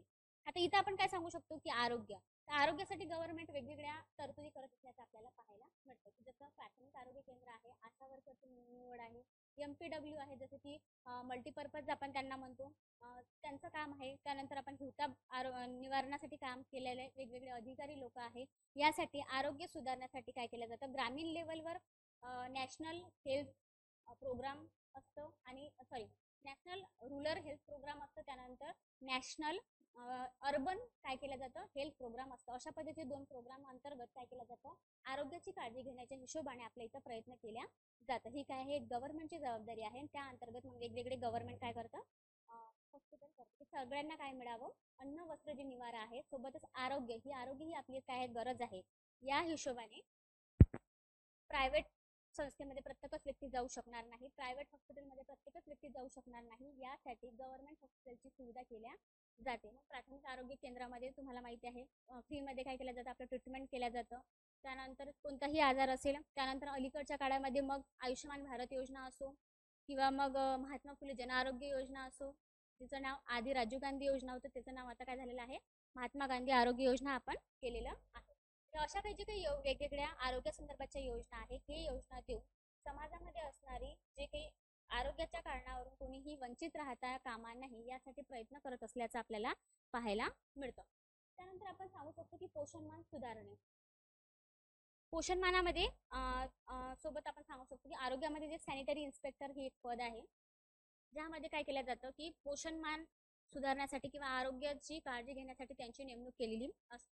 आता वेगवेगळे हॉटेल्स आहेत, हॉटेल्समध्ये गेल्याच्या नंतर तुम्हाला जरी वाटत असेल की तिथे आपल्याला योग्य अन्न मिळते, पण तिथे 4-4 दिवस 5-5 दिवस भाजी बनवलेली किंवा मग भाजी म्हटल्यापेक्षा आपण म्हणू शकतो की मसाला बनवून ठेवलेला असतं आणि ते आपल्याला वेळेवर काय करून देतं, फ्राय करून ते आपल्याला गरम गरम देत असल्याचा भास होते.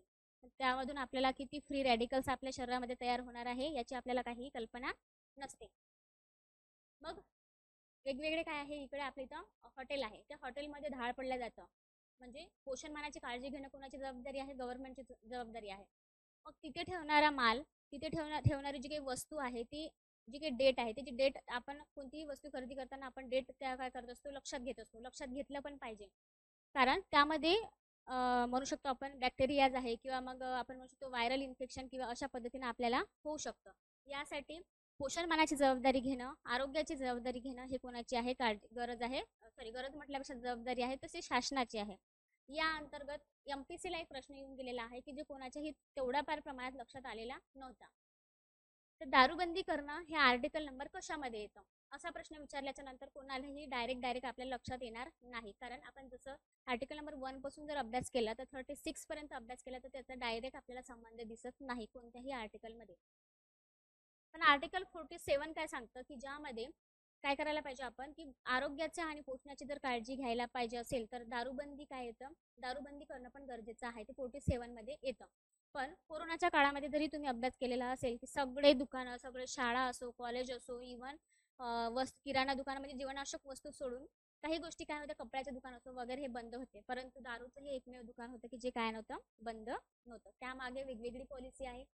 ते पॉलिसी काही गोष्टी तर हिडन मध्ये असतात जे सांगायच्या नसतात, कारण की आपल्याला जास्तीत जास्त पैसा हा कशामधून मिळतो, तर त्याच व्यवसायामधून मिळत असल्याचं आपल्याला पाहायला मिळतं. देश चालवण्यासाठी ते पण काय असतं, महत्त्वपूर्ण आपल्याला ठरतं. अशा एकदम काही गोष्टी हिडन असतात, ते हिडन गोष्टी आपल्याला एक्सप्लेन करणं पण महत्त्वाचं नाहीये.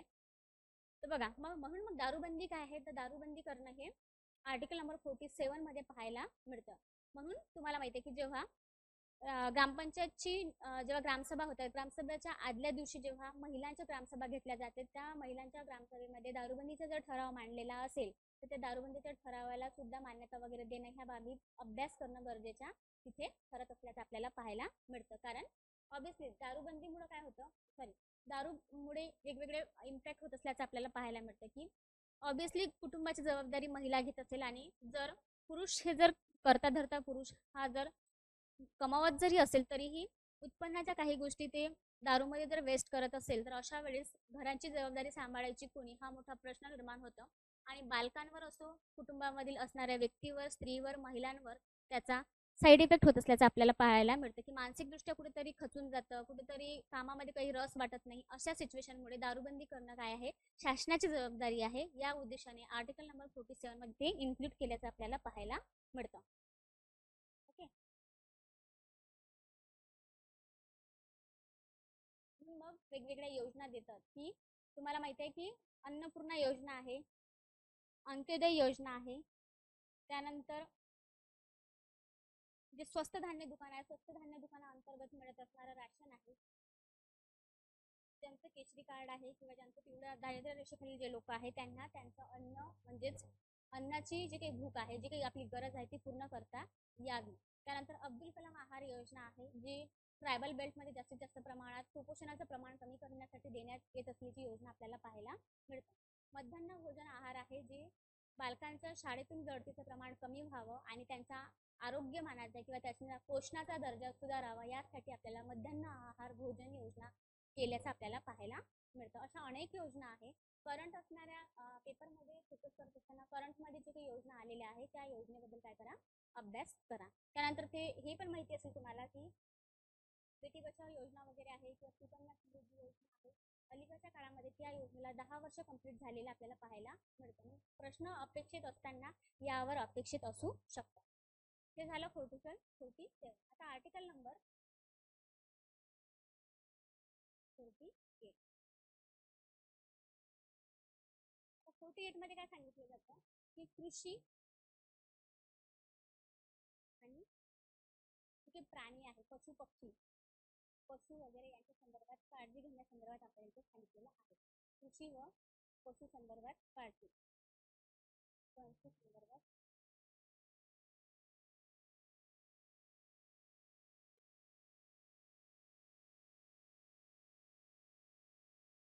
आता आपण जर आता विचार केला सद्यस्थितीमध्ये तर गव्हर्नमेंट, आपण आपली अर्थव्यवस्था हे अलीकडच्या काळामध्ये मोठ्या प्रमाणात प्रोग्रेस होत असल्याचं आपल्याला पाहायला मिळतं. आपण जर इंडेक्स चेक केला, त्या इंडेक्समध्ये जर आपण पाहिलं, आता सद्यस्थितीत 5व्या स्थानावर आहे. सुरुवातीला 1 नंबरवर अर्थव्यवस्था, म्हणजे अर्थव्यवस्था म्हणजे काय म्हणू शकतो आपण की ज्यांचं फॉरेन करन्सी ज्यांच्याकडे जास्त आहे, म्हणजे स्वतःच्या अन्न वस्त्र निवारा हे प्राथमिक गरजा व्हावं, म्हणजे म्हणजे म्हणू शकतो की ज्यांच्या व्यवस्थित पद्धतीने गरजा भागलेल्या आहे आणि महत्त्वपूर्ण त्यांच्याकडे पैशाचा ज्यांच्याकडे साठा आहे त्यांच्या याच्याने काय केलं जातं, हे लावल्या जातं. आपली इकॉनॉमी हे 5व्या नंबरवर असलेली आहे आता सद्यस्थितीमध्ये. 2011 मध्ये जर विचार केला आपण, सॉरी 2014 मध्ये जर विचार केला तर आपली इकॉनॉमी ही 11व्या नंबरवर होती. टोटल 193 वगैरे देश आहे, इतरही काही देश आहे 200च्या जवळपास वगैरे. पण जास्तीत जास्त इंडेक्स वगैरे एखादा काढला जातं जेव्हा ह्युमन इंडेक्स आहे, त्यानंतर आपण सांगू शकतो की जेंडर इंडेक्स वगैरे काढलं जातं. इतर अनेक इंडेक्स काढले जातात. त्या इंडेक्समध्ये जास्तीत जास्त 193 देशाचा समावेश असल्याचं आपल्याला पाहायला मिळतं. मग हे जेव्हा काही आहे हे होत असताना हे इंडेक्स जेव्हा काढल्या जातात तेव्हा आपल्याला लक्षात येतं की माझा ट्रॅक चुकला. मला असं वाटलं कोणाकडून मेसेज आलेला आहे. मी चेक करायला गेली पण मेसेज काही नव्हता. तर मला सांगायचं काय होतं बघा, कृषी संदर्भात आपण बोलत होतो. तर बघा, कृषी संदर्भात बघत असताना इंडेक्समध्ये पाहत असताना देशाचा अभ्यास करत असताना आपली अर्थव्यवस्था लक्षात आलं माझ्या. आपली अर्थव्यवस्था 5व्या नंबरवर आहे. अमेरिका आहे पहिल्या नंबरवर, 2 नंबरवर आहे चीन, 3 नंबरवर आहे जर्मनी, 4 नंबरवर आहे जपान आणि भारत काय आहे 5व्या नंबरवर आहे. तर यामध्ये हे पण लिहून घ्या, लक्षात ठेवा. USA फर्स्ट नंबरवर आहे इकॉनॉमीमध्ये. त्यानंतर चायना 3 नंबरवर आहे जर्मनी, 4 नंबरला आहे जपान आणि 5 नंबरला आहे भारत. 6 नंबरला काय आहे ब्रिटनला आपण काय केलेलं आहे मागे टाकलेलं आहे. ब्रिटन आधी 5व्या नंबरला होतं. भारत ज्याला आपण काय म्हणतो युनायटेड किंगडम इंग्लंड, त्यांना मागे टाकून आपण काय केलेलं आहे भारताने पुढे गेलेला आपल्याला पाहायला. फॉरेन करन्सी आहे जे डॉलर आहे हे आपल्याला मोठ्या प्रमाणात आपल्याकडे अवेलेबल असल्याचं पाहायला मिळते. जे 1991च्या काळामध्ये जेव्हा इकॉनॉमिक्स क्रायसिस आलेलं होतं तेव्हा आपल्याला 2 दिवस सुद्धा आपला भारत देश चालेल की नाही याची शाश्वती नव्हती. पण आजच्या अलीकडच्या काळामध्ये आपल्याला ह्या गोष्टी पाहायला मिळते की आपल्याकडे खूप मोठ्या प्रमाणात फॉरेन करन्सी काय झालेली आहे अवेलेबल झालेली आहे. आता आपलं उदरनिर्वाह आपण चांगल्या पद्धतीने करत असल्याचं आपल्याला पाहायला मिळते. आता बघा, अलीकडच्या काळामध्ये आता ही मी तुम्हाला सांगण्यामागचं याची पार्श्वभूमी देण्यामागचं कारण हेच की अलीकडच्या काळामध्ये आपण काय केलेलं आहे, जी आपली अर्थव्यवस्था आहे, अर्थव्यवस्थेचे वेगवेगळे काय आहे प्रकार आहे किंवा अर्थव्यवस्थेचे वेगवेगळे पद्धती आपल्याला पाहायला मिळतात. अर्थव्यवस्था पाहत असताना प्राथमिक आहे, त्यानंतर द्वितीय क्षेत्र आहे, त्यानंतर तृतीय क्षेत्र आहे, चतुर्थ क्षेत्र आहे आणि पंचम क्षेत्र आहे. अशा पद्धतीने अर्थव्यवस्थेमध्ये आपल्याला पाहायला मिळतं. प्राथमिक क्षेत्र म्हणजे असतं की ज्या ठिकाणी ज्या राज्याची किंवा ज्या देशाची अर्थव्यवस्था आहे संपूर्णपणे कृषीवर अवलंबून असते. भारत देश हा कृषीप्रधान देश असल्याचं आपल्याला पाहायला मिळतं आणि भारतामध्ये कृषीवरच अवलंबून असल्याचं आपल्याला पाहायला मिळतं. आजही जरी आपण काय झालंय सुधारलेलो आहे, परंतु 2020 मध्ये 2021 मध्ये जे कोरोना 19 सगळे व्यवसाय काय झाले होते सॉफ्टवेअर असो, इंजिनिअरिंग असो किंवा वेगवेगळ्या इंडस्ट्रीज असो सगळ्या काय झालेल्या असं थांबलेलं होतं. परंतु कृषी हे असं क्षेत्र होतं आपण म्हणू शकतो की 2020च्या काळामध्ये आपण जर विचार केला तर आपला भारत देश जर तुम्ही चालवला असेल तर फक्त कृषी क्षेत्राने ते चालवलेलं आपल्याला पाहायला मिळतं. बाकी सर्व व्यवसाय काय होते बंद असल्याचं आपल्याला पाहायला मिळतं. प्राथमिक क्षेत्रामध्ये कृषी येतं, द्वितीय क्षेत्रामध्ये औद्योगिक मध्ये इंडस्ट्रीज वगैरे यांचा समावेश होतो. तृतीय क्षेत्रामध्ये आपल्याला सेवा, जे डॉक्टर देत असलेली एक सेवा आहे, वकील देत असलेली काही एक सेवा आहे, त्यानंतर शिक्षक शिकवत असणारी ही काय एक सेवा आहे, ही एक काय आहे सर्व्हिस प्रोव्हाइड करण्याचं काम आहे. हे तृतीय क्षेत्रामध्ये आपल्याला पाहायला मिळतं. पंचम क्षेत्रामध्ये चतुर्थ क्षेत्रामध्ये जे निर्णय घेण्याचे आहे, आता समजा फॉर एक्झाम्पल आपल्या याचे कुलगुरू आहे किंवा मग म्हणू शकतो आपण कुलगुरू आहे किंवा जे महत्त्वपूर्ण जे निर्णय घेतात जसं की जे आपलं रिसर्च सेंटर आहे तिथले काही ते संशोधक आहेत त्यांचे निर्णय घेण्याची जी प्रोसेस आहे म्हणजे जेव्हा हायर एज्युकेशन त्या तिथल्या येणार चतुर्थ क्षेत्र किंवा पंचम क्षेत्र आपण असं म्हणत असतो. मग या ठिकाणी आपण सांगू शकतो की कृषी बद्दल आपण काय करत आहे अभ्यास करत आहे. प्राथमिक क्षेत्रामध्ये कृषी आहे आणि कृषीच्या संलग्नित असणारे मासेमारी व्यवसाय वगैरे आहेत किंवा इतरही त्यांच्याशी संलग्नित असणारे व्यवसाय आपल्याला यामध्ये पाहायला मिळते. अलीकडच्या काळामध्ये आपण कृषी क्षेत्रावरून मागे घेऊन आपण सर्व्हिस सेक्टरमध्ये काय केलेलं आहे आपण सुधारलेलं आहे. म्हणजे अलीकडच्या काळामध्ये आपण जास्तीत जास्त लोक ग्रामीण भागाकडून शहरी भागाकडे स्थलांतर करत आहे आणि कृषी क्षेत्राकडचं जे पाऊल आहे ते आपण कमी करून आपण काय केलेलं आहे सर्व्हिस सेक्टरकडे आपल्याला पाऊल वाटा आपल्याला पडलेला पाहायला मिळतो. आपला जर GDP किंवा आपण जर अभ्यास केला तर आपल्याला लक्षात येते की सेवा क्षेत्रामध्ये अलीकडच्या काळामध्ये आपण पुढाकार घेतलेला आहे हे आपल्याला पाहायला मिळतं. येथे जे कृषी क्षेत्राचं जे आहे याच्याकडून आपल्याला कृषी क्षेत्रामधून केवळ 16 समथिंगच काय मिळतं, GDPच्या 16% आपल्याला पैसे मिळतात. त्यानंतर द्वितीय याच्यामध्ये आपल्याला 26-27% काय आहे याच्यामधून आपल्याला द्वितीय सेक्टरमधून मिळतं. आणि जर तृतीय क्षेत्राचा जर विचार केला तर 50-55% पर्यंत आपल्याला याच्यापासून काय मिळतं या सेक्टरपासून पैसे मिळत असल्यास किंवा आपल्या GDP मध्ये याचा वाटा असल्याचं आपल्याला पाहायला मिळतं. मग आता लक्षात घ्या की अलीकडच्या काळामध्ये आपण कृषी क्षेत्रामध्ये महत्त्वपूर्ण योगदान देत असल्याचं किंवा गव्हर्नमेंट सुद्धा करत आहे, पाऊल उचलत असल्याचं आपल्याला पाहायला मिळतं. जसं कृषी क्षेत्रामध्ये आपण जर विचार केला तर MSP ठरवल्या जातात. बरोबर आहे. MSP म्हणजे जिथं शेतकऱ्यांच्या हिताचा सुद्धा निर्णय घेणं गरजेचं आहे. जर एखादे आकस्मिक काही संकट आलं किंवा काही नैसर्गिक काही संकट आलं, अशा काळामध्ये आपण म्हणू शकतो अवर्षणग्रस्त भाग आहे किंवा मग जास्त पाऊस पण आहे, अशा काळामध्ये शेतकऱ्यांना काय द्यावे, एक सेफ्टी द्यावी, यासाठी मग MSP जाहीर करणं आहे. त्यानंतर वेगवेगळे तंत्रज्ञान आणलेलं आहे. आज जर आपण विचार केला तर प्रत्येक इव्हन कापूस वेचणीचं सुद्धा तंत्र आहे, पेरणी यंत्र पण आहे. म्हणजे ज्या ठिकाणी मानवाचं कुठेतरी काम काय झालेलं आहे, कमी झालेलं आहे, मशीन मेड काय झालेलं आहे, काम आपल्याला जास्त पाहायला मिळत आहे. सर्व आधुनिक साधने आणलेली आहे आणि यामुळे काय झालेलं आहे, शेती करणं आपल्याला एक म्हणजे शेती करणं हे एक सुयोग्य पद्धतीने आपल्याला पाहायला म्हणजे सुयोग्य झालेलं आहे असं आपल्याला पाहायला मिळत आहे. आज जरी आपण घरी असेल तरी घरी बसून सुद्धा आपल्याला आपल्या शेतामधली काय करता येतं, मोटर लावता येतं, पाणी देता येतं. पूर्वीच्या सारखं मोठेनं पाणी देणं किंवा ते आळवाट्यानं पाणी देणं आता राहिलेलं नाही. अशा पद्धतीने वेगवेगळी टेक्नॉलॉजी आणि वेगवेगळ्या आधुनिक आपल्याला बाबी पाहायला मिळतात. पण आजही आपण त्या टेक्नॉलॉजीचा आपण जे काही ग्रामीण भागातील शेतकरी आहे किंवा जे भूमिहीन म्हटल्यापेक्षा आपण जे त्यांना 2.5 एकर म्हणजे म्हणू शकतो की 2.5 एकर किंवा 5 एकर ज्यांच्याकडे शेती आहे, त्यांना हे पॉसिबल आहे का की ज्यांच्याकडे आधुनिक तंत्रज्ञान त्यांना घेणे, ते त्यांच्या उपजीविकेचे साधने असतं त्या जमिनीमधून काय करू शकत नाही, पूर्ण करू शकत नाही. तर अशा वेळेस ते त्यांना आधुनिक तंत्रज्ञान ते वापरू शकत नाही. मग ते पारंपरिक दृष्टीने काय करतात, शेती करतात. आणि पारंपरिक दृष्टीने जर शेती केल्या त्यामुळे त्यांच्याकडून उत्पन्न चांगल्या पद्धतीनं होत नाही. म्हणून वेगवेगळे कर्जबाजारीचं प्रमाण आहे, शेतकऱ्याचं आत्महत्येचं प्रमाण आहे, हे आपल्याला पाहायला मिळतं. परंतु गव्हर्नमेंटने यामध्ये हस्तक्षेप करून वेगवेगळ्या पद्धतीनं काम करत असल्याचं आपल्याला पाहायला मिळतं. मग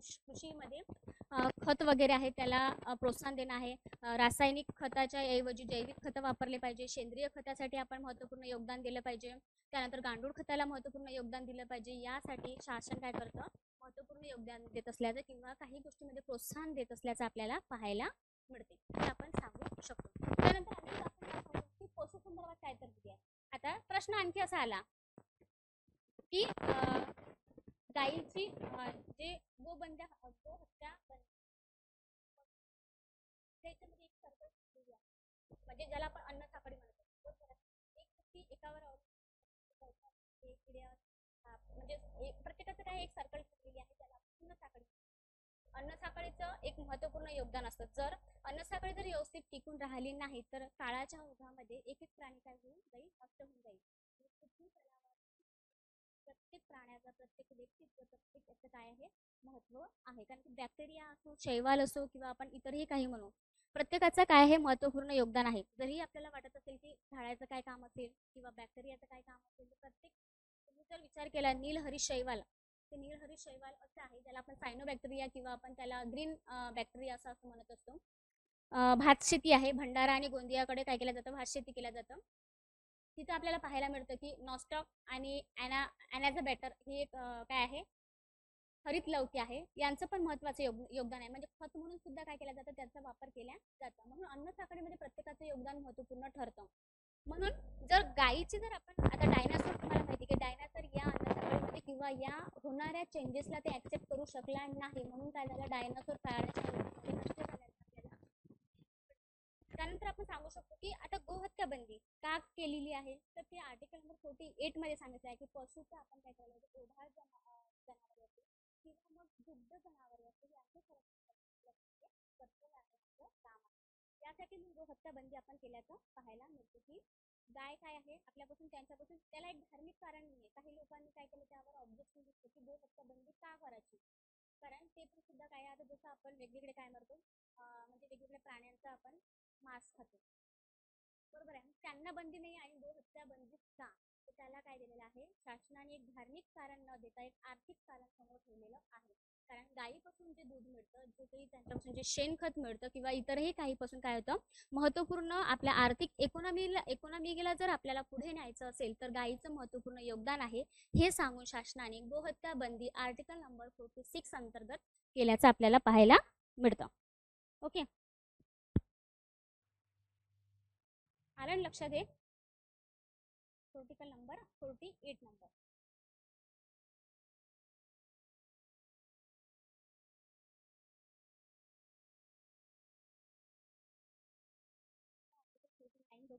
आणि आपल्याकडे 15 मिनिटं आहेत.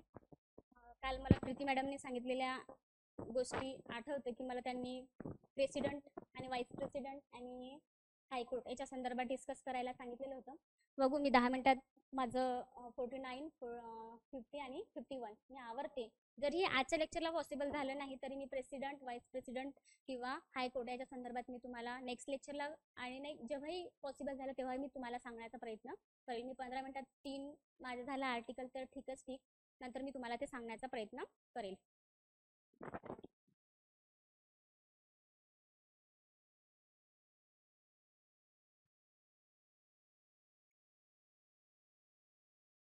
मला असं पडत आहे ना की आपल्या सिलेबसमध्ये एवढं डिटेल्स नाही सांगितल्या जात किंवा काही किंवा एवढं डिटेल्समध्ये विचारल्या जात नाही.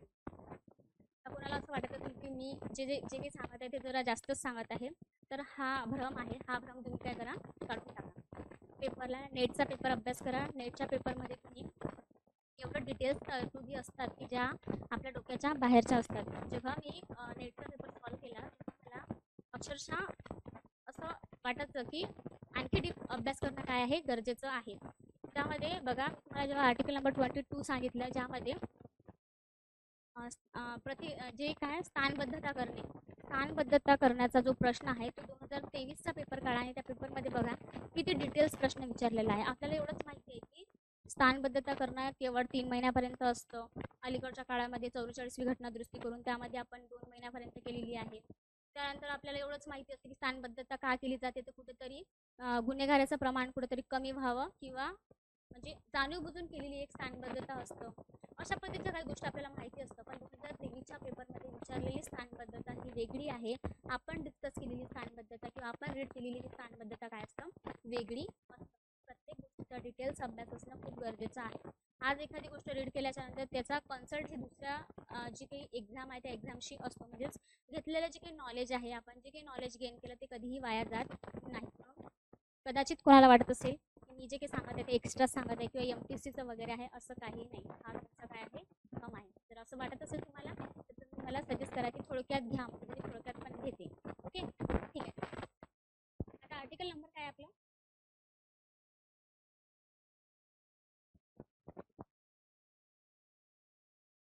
आर्टिकल 49. ओके, आधी ना 48 मध्ये ना एक तरतूद सांगायची राहिली. 48 मध्ये ए हे एक काय केलेलं आहे आपण 42वी घटना दुरुस्तीने ऍड केलं. यामध्ये सांगण्यात आलं आहे पर्यावरणासंदर्भाच्या तरतुदी सांगितलेल्या आहे. आता पर्यावरण आपल्याला भाग आहे, आपल्या सोशल वर्कचा आहे आणि पेपर 1चा सुद्धा आहे. 5 मार्कासाठी तो असतो. त्यामध्ये सांगितलेलं आहे की वेगवेगळे ओके ठळक ठळक सांगा. नाही मी याबद्दल नाही बोलले, राष्ट्रपती उपराष्ट्रपती न्यायालय याबद्दल बोलत आहे. ओके ओके ओके ओके ठीक आहे ठीक आहे ठीक आहे. सांगते 5 मिनिटं लेट झालं तरी चालेल, लेक्चरचं काही नाही एवढं, मी सांगून देते तुम्हाला.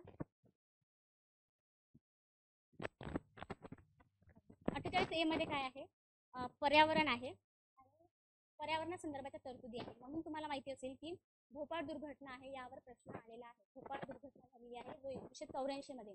त्यामध्ये कोणता गॅस होता, मिथाइल आयसोसायनेट हा एक गॅस होता. त्या गॅसमुळे अनेक लोकांचं काय झालेली आहे, डेथ झालेली आहे. त्यामध्ये माणसाची वित्तहानी आणि जीवितहानी आहे ही मोठ्या प्रमाणात झालेली आपल्याला पाहायला पडते. म्हणून पर्यावरणासंदर्भाचा जो कायदा आहे हा 1986 मध्ये करण्याचा उद्देश हाच होता की पर्यावरण संरक्षण करणे काळाची गरज आहे आणि जे आहे वित्तहानी आहे याला कुठेतरी वचक बसला पाहिजे, हे पण घेणं काय आहे गरजेचं आहे. म्हणून आपल्या इथं पर्यावरण संरक्षण करणे 42वी घटना दुरुस्तीमध्ये 76 अंतर्गत आणि त्यामध्ये सांगण्यात आले विविध कायदा करण्यात आला. वन्य संरक्षण कायदा आहे, पर्यावरण संरक्षण कायदा 1986 आहे, वन्यजीव संरक्षण कायदा 1972 आहे. हे पर्यावरणासंदर्भात घेण्यात येणारी काळजी किंवा या संदर्भात केलेले काय आहे कायदे आहे. याच्याबद्दल जर पाहायचं झालं तरी खूप आहे. बघा आता त्यानंतर आर्टिकल 49 काय सांगतं, हे आहे विविध काय आहे आपल्या इथं स्मारके आहे, बरोबर आहे. विविध किल्ले आहे जे ऐतिहासिक काय करतात, वारसा जपतात. म्हणजेच आपण एकंदरीत म्हणूया की ऐतिहासिक वारसा किंवा ऐतिहासिक स्थळे स्थळे यांची काय करणे, जपवणूक करणे, जपवणूक करणे हे काय आहे, महत्त्वपूर्ण आहे. आता वेगवेगळे किल्ले आहे, वेगवेगळे स्मारके आहे. तुम्ही म्हणत असाल की माझ्या गावात एक मी स्थापन केलं एखादं मंदिर आहे, एखादं विहार आहे किंवा काय, हे त्या स्मारकामध्ये या किंवा या किल्ल्यामध्ये ते येणार नाही. जे ऐतिहासिक वास्तू आहे, जसं अजिंठा वेरूळ लेणी आहे, त्यानंतर कारलेश्वर लेणी आहे, चितळखोरा लेणी आहे, असं वेगवेगळ्या लेण्या आहेत. सोबतच आपण सांगू शकतो वेगवेगळे किल्ले आहेत, ते जसं की आपल्याला इथं माहिती आहे की जे जिथे राज्याभिषेक झाला, जसं की शिवनेरी किल्ला आहे जिथे जन्म झाला, तिथं जंजिरा किल्ला आहे जिथे पहिला किल्ला जिंकला आहे, तोरणा किल्ला हा त्यांनी पहिला जिंकलेला शाहू महाराजांनी. त्यानंतर असे वेगवेगळे किल्ले आहेत, तुम्हाला माहिती आहे त्यामध्ये पण जलदुर्ग किल्ले वेगळे असतात, भूदुर्ग किल्ले वेगळे असतात. असे काय किल्ल्यांचे पण वेगवेगळे प्रकार आपल्याला पाहायला मिळतात. त्यांचं संरक्षण करणं यांच्यासाठी महत्त्वपूर्ण. तर कदाचित आपल्या इथं पुण्यामध्ये वास्तू आहे जी ज्या ठिकाणाहून 1848 मध्ये मुलींची पहिली शाळा काय झाली, सुरू झाली. ती जर आता आपण वास्तू पाहिली, ती वास्तू पडक्या स्थितीमध्ये आहे, परंतु तिची जपवणूक करणं काय आहे, काळाची गरज आहे किंवा महत्त्वपूर्ण आहे. आणि ती शासनाची जबाबदारी आहे की ती काय करायला पाहिजे, त्याची डागडुजी करायला पाहिजे. आणि ती एक ऐतिहासिक वास्तू आहे म्हणून त्याची जपवणूक करणं, त्यांची एक विविध स्मारके आहे त्याची जपवणूक करणं काय आहे, गरजेचे आहे. ही गोष्ट आपल्याला याच्यामध्ये पाहायला मिळते. मग अलीकडच्या काळामध्ये आहे विविध तरतुदी आहे, ज्यामध्ये 12 किल्ल्यांनी अलीकडच्या दर्जा दिलेला आहे. त्या याच्याबद्दल तुम्हाला डिटेल्स विचारणार. ओके, आता बघा आर्टिकल नंबर 50. यामध्ये काय आहे, न्यायव्यवस्था. न्यायव्यवस्था न्यायव्यवस्था हे कशापासून, कायदेमंडळ आणि कायदेमंडळ आणि कार्यकारी मंडळ याच्यापासून काय आहे, वेगळी आहे. कार्यकारी मंडळापासून वेगळी. शॉर्टकटमध्ये लिहिते, लक्षात ठेवा. काही जरी राहिलं तुमचं लिहायचं तुमच्या नोटबुकमध्ये तर तुम्ही व्हिडिओ मागे ओके. आता पूर्ण जर लिहित बसला तर आपल्याला वेळ अपुरा ठरेल. आर्टिकल मध्ये 50 मध्ये न्यायव्यवस्था आणि कायदे आणि कार्यापासून काय आहे, वेगळी आहे. आता तुम्हाला माहिती आहे कायदेमंडळामध्ये कायदे करण्याचं काम असतं केंद्रीय कायदेमंडळ, लोकसभा, राज्यसभा आणि राष्ट्रपती. त्यानंतर कार्यकारी मंडळामध्ये आपण म्हणू शकतो पीएम, त्यांचं मंत्रिमंडळ आणि महान्यायवादी यांचं काय असतं समावेश आपल्याला कार्यकारी मंडळामध्ये पाहायला मिळतं. त्या दोघांची मिलीभगत झाली तरी चालेल, हे दोघं एकत्रच असल्याचं आपल्याला पाहायला मिळतं.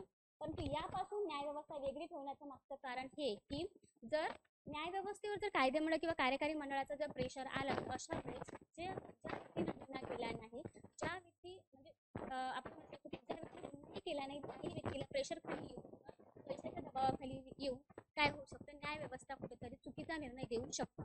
या उद्देशाने किंवा हा उद्देश डोळ्यासमोर ठेवून आपल्या जे काही घटना समितीमध्ये असणारे जे विविध सदस्य आहे यांनी हा विचार करून आपल्याला हे आर्टिकल नंबर 50 टाकलेलं आहे. म्हणजे न्यायव्यवस्था हे जसं आपण म्हणतो अलीकडच्या काळामध्ये न्यायव्यवस्थेचं जे आहे सिंबल, जी डोळ्यावर पट्टी होती ती आता काय झालेली आहे, चेंज झालेली आहे. हातामध्ये कुठेतरी संविधान आलेलं आहे. जे काही तराजू आहे ते तराजू सुद्धा काय केलेला आहे, काढलेला आहे. ह्या आपल्याला गोष्टी पाहायला मिळतात. त्याचा तुम्ही अभ्यास करा. कारण सामाजिक न्याय प्रस्थापित करणं हे आपल्या किंवा सामाजिक समता प्रस्थापित करणं हे आपल्या सोशल वर्कचं काय आहे, उद्देश आहे. म्हणून त्या दृष्टिकोनातून सामाजिक न्याय व्यवस्था माहिती असणं आपल्याला गरजेचं आहे आणि अलीकडच्या काळामध्ये झालेल्या तरतुदी माहिती असणं इम्पॉर्टंट आहे.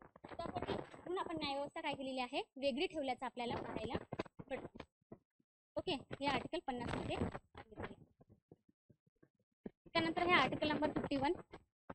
आर्टिकल नंबर 51 काय सांगतो की जे आंतरराष्ट्रीय संबंध आहे, आंतरराष्ट्रीय संबंध व्यवस्थित ठेवणं महत्त्वाचं आहे. आंतरराष्ट्रीय स्तरावर वेगवेगळे काय होतात, करार होतात. तुम्हाला माहिती असेल की आज आपले जे राष्ट्रपती आहे, पंतप्रधान आहे, वेगवेगळ्या देशामध्ये जाऊन काय करतात, वेगवेगळे ॲग्रीमेंट करतात. काही लोकांना अभ्यासाअभावी असं पण वाटू शकतं की नेमकं हे कशाला जात असेल, काय काम आहे नेमकं, वेगवेगळे काय करतात, दौरे करतात. पण त्यामागचा उद्देश असा आहे की आपण विकसनशील देश आहे, कोणताही देश असो, कोणताही विकसित जरी देश असेल तरीही प्रत्येकच गरजा आपण स्वतःच्या भागवू शकत नाही. आपल्याला दुसऱ्या देशावर काय राहावं लागतं, डिपेंड राहावं लागतं. म्हणून आपण 1991 मध्ये ओपन इकॉनॉमी काय केलेली आहे, स्वीकारलेली आहे. आपण अलीकडच्या काळामध्ये मॉरिशियस मध्ये आहे किंवा मग श्रीलंका आहे किंवा मग इतरही सिंगापूर देश आहे, अमेरिका आहे किंवा इतरही देश आहे. ज्या देशामध्ये आपण जातो त्या देशामध्ये आपण वेगवेगळे काय करतो, ॲग्रीमेंट करतो.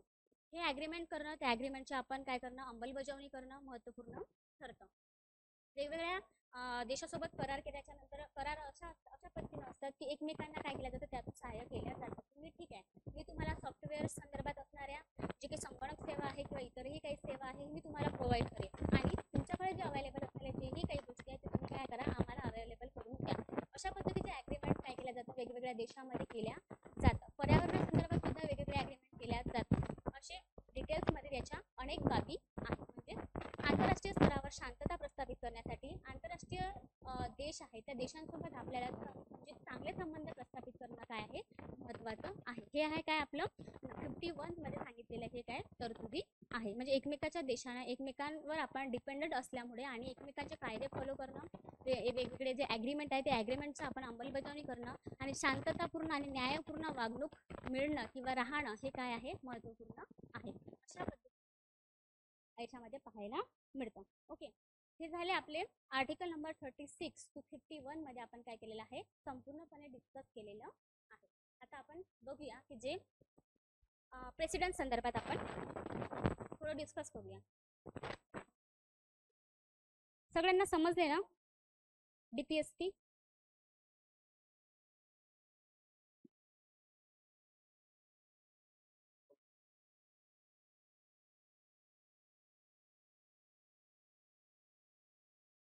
पुन्हा पुन्हा रीड करा, समजून जाईल, काही गोष्टी लक्षात नाही राहत.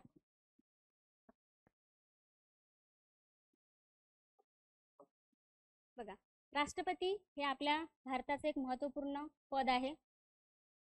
राष्ट्रपती शिवाय आता अलीकडच्या काळामध्ये राष्ट्रपती आपल्या द्रौपदी मुर्मू आहे, बरोबर आहे. ST कम्युनिटीमधून बिलॉंग करतात. ऑब्विसली एक महत्त्वाची आणि एक आदर्श एक गोष्ट आहे की ज्यामध्ये ST कम्युनिटीमधून काय करतात, त्या बिलॉंग करतात. एक एक महत्त्वाचा आणि एक आदर्श घेण्यासारखे व्यक्तिमत्व आहे. ज्या समाजाला एका आपण म्हणू शकतो की मागास कन्सिडर केल्या जातं किंवा काही अशा गोष्टी कन्सिडर केल्या जातं, या समुदायाचं जर प्रतिनिधित्व करत असेल तर ते एक काय आहे, आपल्यासाठी एक प्रेरणास्थान असल्याचं आपण म्हणू शकतो. तर राष्ट्रपती हे देशाचे एक प्रथम नागरिक म्हणून काय केलं जातं, कन्सिडर केलं जातं. की जसं ग्रामपंचायतमध्ये सरपंच प्रथम नागरिक असतं, त्यानंतर पंचायत समितीमध्ये असतात की सभापती म्हणू शकतो आपण, त्यानंतर जिल्हा परिषदेवर अध्यक्ष आहे, हे आपले काय असतात, प्रथम नागरिक असतात. महानगरपालिका आहे तिथे महापौर हे काय असतात, प्रथम नागरिक असतात. अशा पद्धतीने आपली हेरारकी ठरलेली आहे. तशाच पद्धतीने राष्ट्रपती हे पूर्ण देशाचं काय करतात, प्रतिनिधित्व करतात. त्यांच्या हाताखाली आपला देश चालतो. राष्ट्रपती हे एक कायदेमंडळ आपण पाहिलं, कायदेमंडळाचा एक भाग ज्याला आपण कायदेमंडळामध्ये लोकसभा आहे आणि राज्यसभा आहे.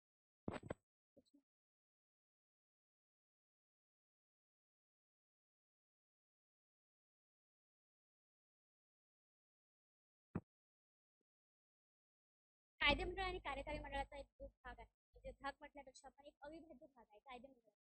राष्ट्रपती समजून सांगते. कायदेमंडळ आहे आपलं. शासन संस्थेचे 3 अंग आहेत, ज्यामध्ये कायदेमंडळ, कार्यकारी मंडळ आणि न्यायमंडळ. कायदेमंडळामध्ये लोकसभा आणि काय येतात, राज्यसभा. याचं हे करण्यामध्ये मध्यस्थीमध्ये आपल्याला राष्ट्रपती पाहायला मिळतात. लोकसभेने केलेला कायदा राज्यसभेकडे गेल्याच्या नंतर राज्यसभेने पास केलेला जो कायदा म्हणता येणार नाही, एखादी गोष्ट लागू होण्याच्या आधी त्याला आपण कायदा म्हणत नाही.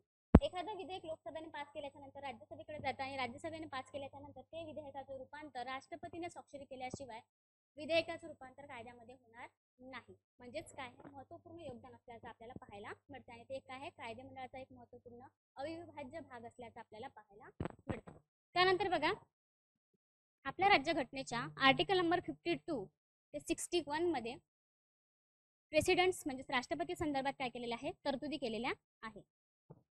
त्यामध्ये 51 मध्ये काय सांगितलेलं आहे, भारताचा काय असेल, एक राष्ट्रपती असेल. भारताचा एक काय असेल, राष्ट्रपती असेल. मग आपण पाहिलं की आपला राष्ट्रपती हा आपण वंशपरंपरेने निवडून देतो का, तर नाही. कारण आपल्या भारत देशामध्ये काय आहे, गणराज्य ही सिस्टीम आहे, बरोबर. वंशपरंपरेने न देता आपण जनतेकडूनच पण अप्रत्यक्षपणे काय केलं जातं, निवडून दिल्या जातं. त्यांची निवडणुकीची पद्धत ही एकल संक्रमणीय पद्धत असते. अप्रत्यक्षपणे आणि एकल संक्रमणीय पद्धतीच्या आधारे राष्ट्रपतीची निवडणूक मिळते. भारतामध्ये गणराज्य असल्यामुळे कोणताही राष्ट्रपती जो प्रथम नागरिक आहे तो आपण वंश परंपरेने निवडून न देता लोकांकडून निवडून दिल्या जाते. फक्त भारतामध्ये पद्धत असते ती अप्रत्यक्ष पद्धत आहे. त्यानंतर 53 मध्ये काय सांगण्यात आलेलं आहे की यामध्ये दोन तरतुदी आहे. 53(1) आहे आणि 53(2) आहे. बघा, हे काय असेल, कार्यकारी मंडळाचं कार्यकारी अधिकार यांच्याकडे असेल, राष्ट्रपतीकडे. आता कार्यकारी मंडळामध्ये कोण असेल हे तर आपल्याला माहित असायला पाहिजे. कार्यकारी मंडळामध्ये पंतप्रधान येतं, मंत्रिमंडळ येतं आणि जे काही आहे महान्यायवादी आहे हे आपल्याला केंद्रीय कार्यकारी मंडळामध्ये येतात हे पाहायला मिळतं. ते कार्यकारी अधिकार सुद्धा मग कोणाला दिलेले आहे, राष्ट्रपतीला दिलेले आहे. कारण PM ची निवडणूक करणं आहे, त्यानंतर मंत्रिमंडळाची निवड करणं आहे, महान्यायवादीची निवड करणं आहे, हे संपूर्ण जबाबदारी राष्ट्रपती. त्यानंतर तिन्ही दलाचा सरसेनापती, 3 दल कोणते आहे तर भूदल आहे, नौदल आहे, त्यानंतर वायुदल आहे. असे काय हे 3 दल आहे. तिन्ही दलाचा सरसेनापती आपले राष्ट्रपती असतात. कारण जे काही निर्णय घ्यायचे आहे तर नौदल म्हणजे काय होतं, वायुदल म्हणजे काय होतं आणि भूदल म्हणजे काय होतं. जमिनी संदर्भाच्या जे काही आहे यावरच्या काही तरतुदी घ्यायच्या आहे. याच्या संदर्भात जे काही आहे बॉर्डरवर जे आहे म्हणजे आपल्या भारत देशात संरक्षण करण्यासाठी आहे. नौदलाअंतर्गत जे काही संरक्षण केलं जातं, जे काही सीमा आपल्या सागरी सीमा आहे त्यांच्या संदर्भात जे संरक्षण करतात त्यांच्या संदर्भात काही कोस्टल एरिया वगैरे आहे. त्यानंतर वायू संदर्भात म्हणजेच आकाशा संदर्भात आपल्याला माहिती आहे की आपल्या विशिष्ट काय आहे हे ठरलेलं असतं. वायुदलामध्ये सुद्धा काय आहे आपल्याला वायुदल असतं, भूदल असतं आणि नौदल असतं. त्यांच्या संदर्भात जे काही निर्णय घ्यायचे असेल राष्ट्रपतीच्या संमतीने घ्यावे लागतात. म्हणून तिन्ही दलाचा सरसेनापती म्हणून आपल्या राष्ट्रपतीला म्हटलेलं आहे. अशा पद्धतीचे हे याच्यामध्ये सांगितलेलं आहे. आता 54 मध्ये काय सांगितलेलं आहे की 54 मध्ये राष्ट्रपतीची निवडणूक. आता राष्ट्रपतीच्या निवडणूकमध्ये लोकसभेमध्ये असणारे किंवा राज्यसभेमध्ये असणारे सर्वच लोक निवडणुकीमध्ये भाग घेतात का? राष्ट्रपतीच्या निवडणुकी संदर्भात सांगितलेलं आहे तो पण सगळेच लोक भाग घेत नाही. जेही लोक आपण लोकसभा आहे, राज्यसभा आहे आणि विधानसभा आहे हेच काय करतात भाग घेतात. आणि त्यातही जे काही निर्वाचित आहे, निर्वाचित कशाला म्हटलं जातं की जे लोक निवडून दिलेले आहे तेच लोक काय करतात राष्ट्रपतीच्या याच्यामध्ये सहभाग घेतात. हे आहे आपल्याला आर्टिकल 54 मध्ये राष्ट्रपतीची निवडणूक. मग 55 मध्ये काय सांगितलेलं आहे, राष्ट्रपती निवडणुकीची पद्धत काय आहे. तर पद्धत काय आहे आपल्याला माहिती आहे का? जसं राष्ट्रपतीच्या निवडणुकीमध्ये लोकसभेचे जे नेते आहेत ज्याला आपण खासदार म्हणतो, राज्यसभेचे नेते जे आहेत त्यांना आपण खासदार म्हणतो आणि विधानसभा आहे विधान परिषद यांना आपण आमदार म्हणतो. यांच्या मताचं मूल्य ठरलेलं असतं. हे EVM मशीनवर यांचं मतदान होत नाही. तर यांचं मतदान कशावर होतं तर बॅलेट पेपरवर होतं. त्यांच्यामध्ये ठरलेलं असतं की गुलाबी कलरची, हिरव्या कलरची अशा आणि पांढऱ्या कलरची अशा 3 काय असतात म्हणजे आमदारांचं याच्यावर वोटिंग होईल, खासदारांचं याच्यावर वोटिंग होईल. अशा पद्धतीचे वोटिंगचे ते बॅलेट पेपरवर ते ठरलेले असतात. आणि मग एकल संक्रमणीय मतदान पद्धतीने, अप्रत्यक्ष पद्धतीने आणि प्रतिनिधित्व पद्धतीने काय केलं जातं राष्ट्रपतीची निवड केल्या जातं. अशा पद्धतीची काय आहे 55 मध्ये राष्ट्रपतीच्या निवडणुकी संदर्भात निवडणुकीची पद्धती संदर्भात इथं निवडणूक आहे आणि इथं निवडणुकीची काय आहे पद्धत आहे. म्हणजे इथे काय आहे तर कोण समावेश घेणार आहे या संदर्भाच्या इथं बाबी सांगितलेल्या आहेत. त्यानंतर बघा दोन टॉपिक राहिले होऊन जाईल 2 मिनिटात.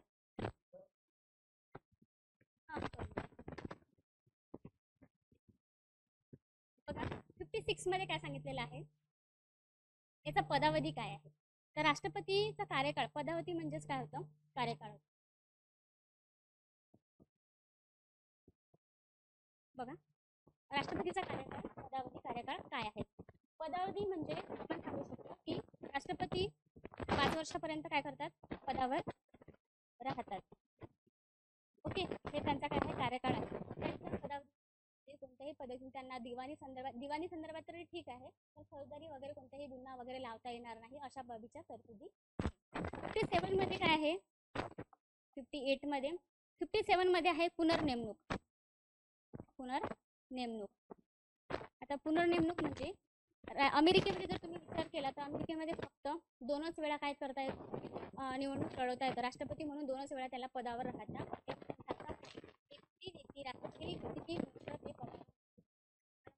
पहिले जे आहे आपले राजेंद्र प्रसाद हे काय झालेले आहे 2 वेळेस पदावर राहिलेले आहे. त्यानंतर आपण पाहू शकतो की आपल्या भारतामध्ये अशी अट नाही आहे, पुनर्नेमणूक होऊ शकते. एखादा व्यक्ती कितीही वेळ राष्ट्रपती या पदावर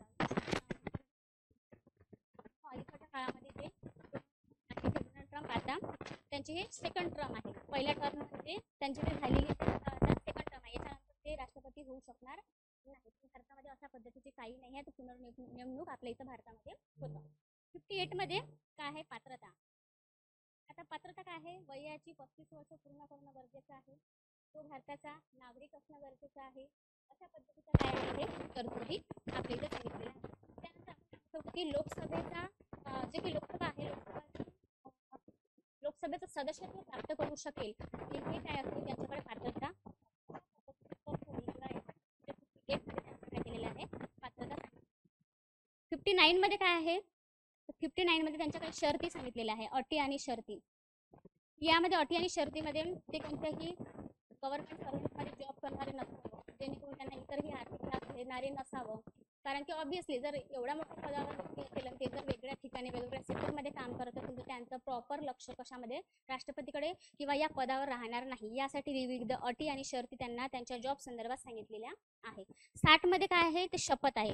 तर राष्ट्रपतीला शपथ सुप्रीम कोर्टचे सर्वोच्च न्यायालयाचे न्यायाधीश, सरन्यायाधीश आपण ज्यांना म्हणतो, ते त्यांना शपथ देत असतात. आणि आर्टिकल नंबर 61 काय सांगतात की त्यांचा महाभियोग, म्हणजेच त्याला आपण इम्पिचमेंट असं म्हणत असतो. तर महाभियोग म्हणजेच काय, तर ज्यांना गैरवर्तन किंवा आपण म्हणू शकतो की कुठेतरी घटनेचं कुठेतरी त्यांनी पालन केलं नाही, या आधारावर गैरवर्तन किंवा अकार्यक्षमता हे कारण ठेवून त्यांना पदावरून काय करता येतं, दूर करता येतं.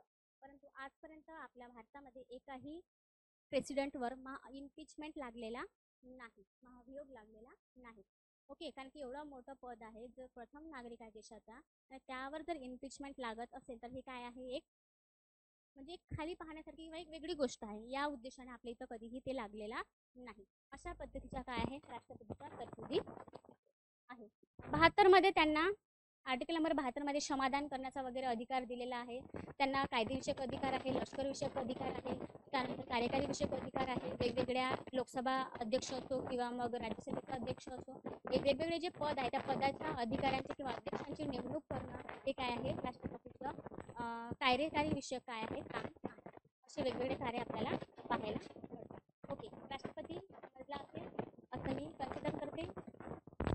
आणि आता आपण थांबूया, भेटूया मग नेक्स्ट लेक्चरला. फंडामेंटल ड्युटीज नेक्स्ट लेक्चरला मी घेणार आहे. जे काही आहे वेगळ्या बाबी ते सांगणार. त्यानंतर जे काही नेक्स्ट लेक्चरला जेही बाबी पाहायच्या आहे ते आपण पॉलिटी संदर्भात किंवा युनिट नंबर 8 संदर्भात आपण पाहायच्या आहे. ओके, भेटूया नेक्स्ट लेक्चरला. काही प्रश्न असेल आताच्या लेक्चरबद्दल तर तुम्ही विचारू शकता. मी एक सेकंड काय करते, वेट करते तुमचं. तर मग एंड काय करते, सेशन काय करते, एंड करते.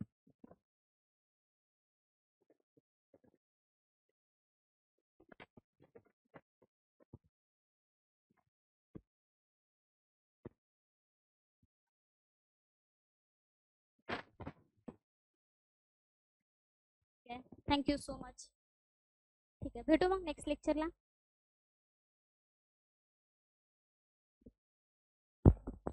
आणि तुमचा जे राहिलेला टॉपिक आहे व्हाईस प्रेसिडेंट आणि हायकोर्ट, तेही मी प्रत्येक लेक्चरला मी थोडं थोडं घेऊन तुम्हाला शेवटी 5-5, 10-10 मिनिटं घेऊन समजून सांगण्याचा काय करेल, प्रयत्न करेल.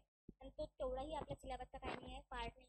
पण विचारलं जातं प्रत्येक एक्झामला, राष्ट्रपती एक महत्त्वाचं पद आहे, उपराष्ट्रपती एक महत्त्वाचं पद आहे, पेपरला विचारल्या जातं.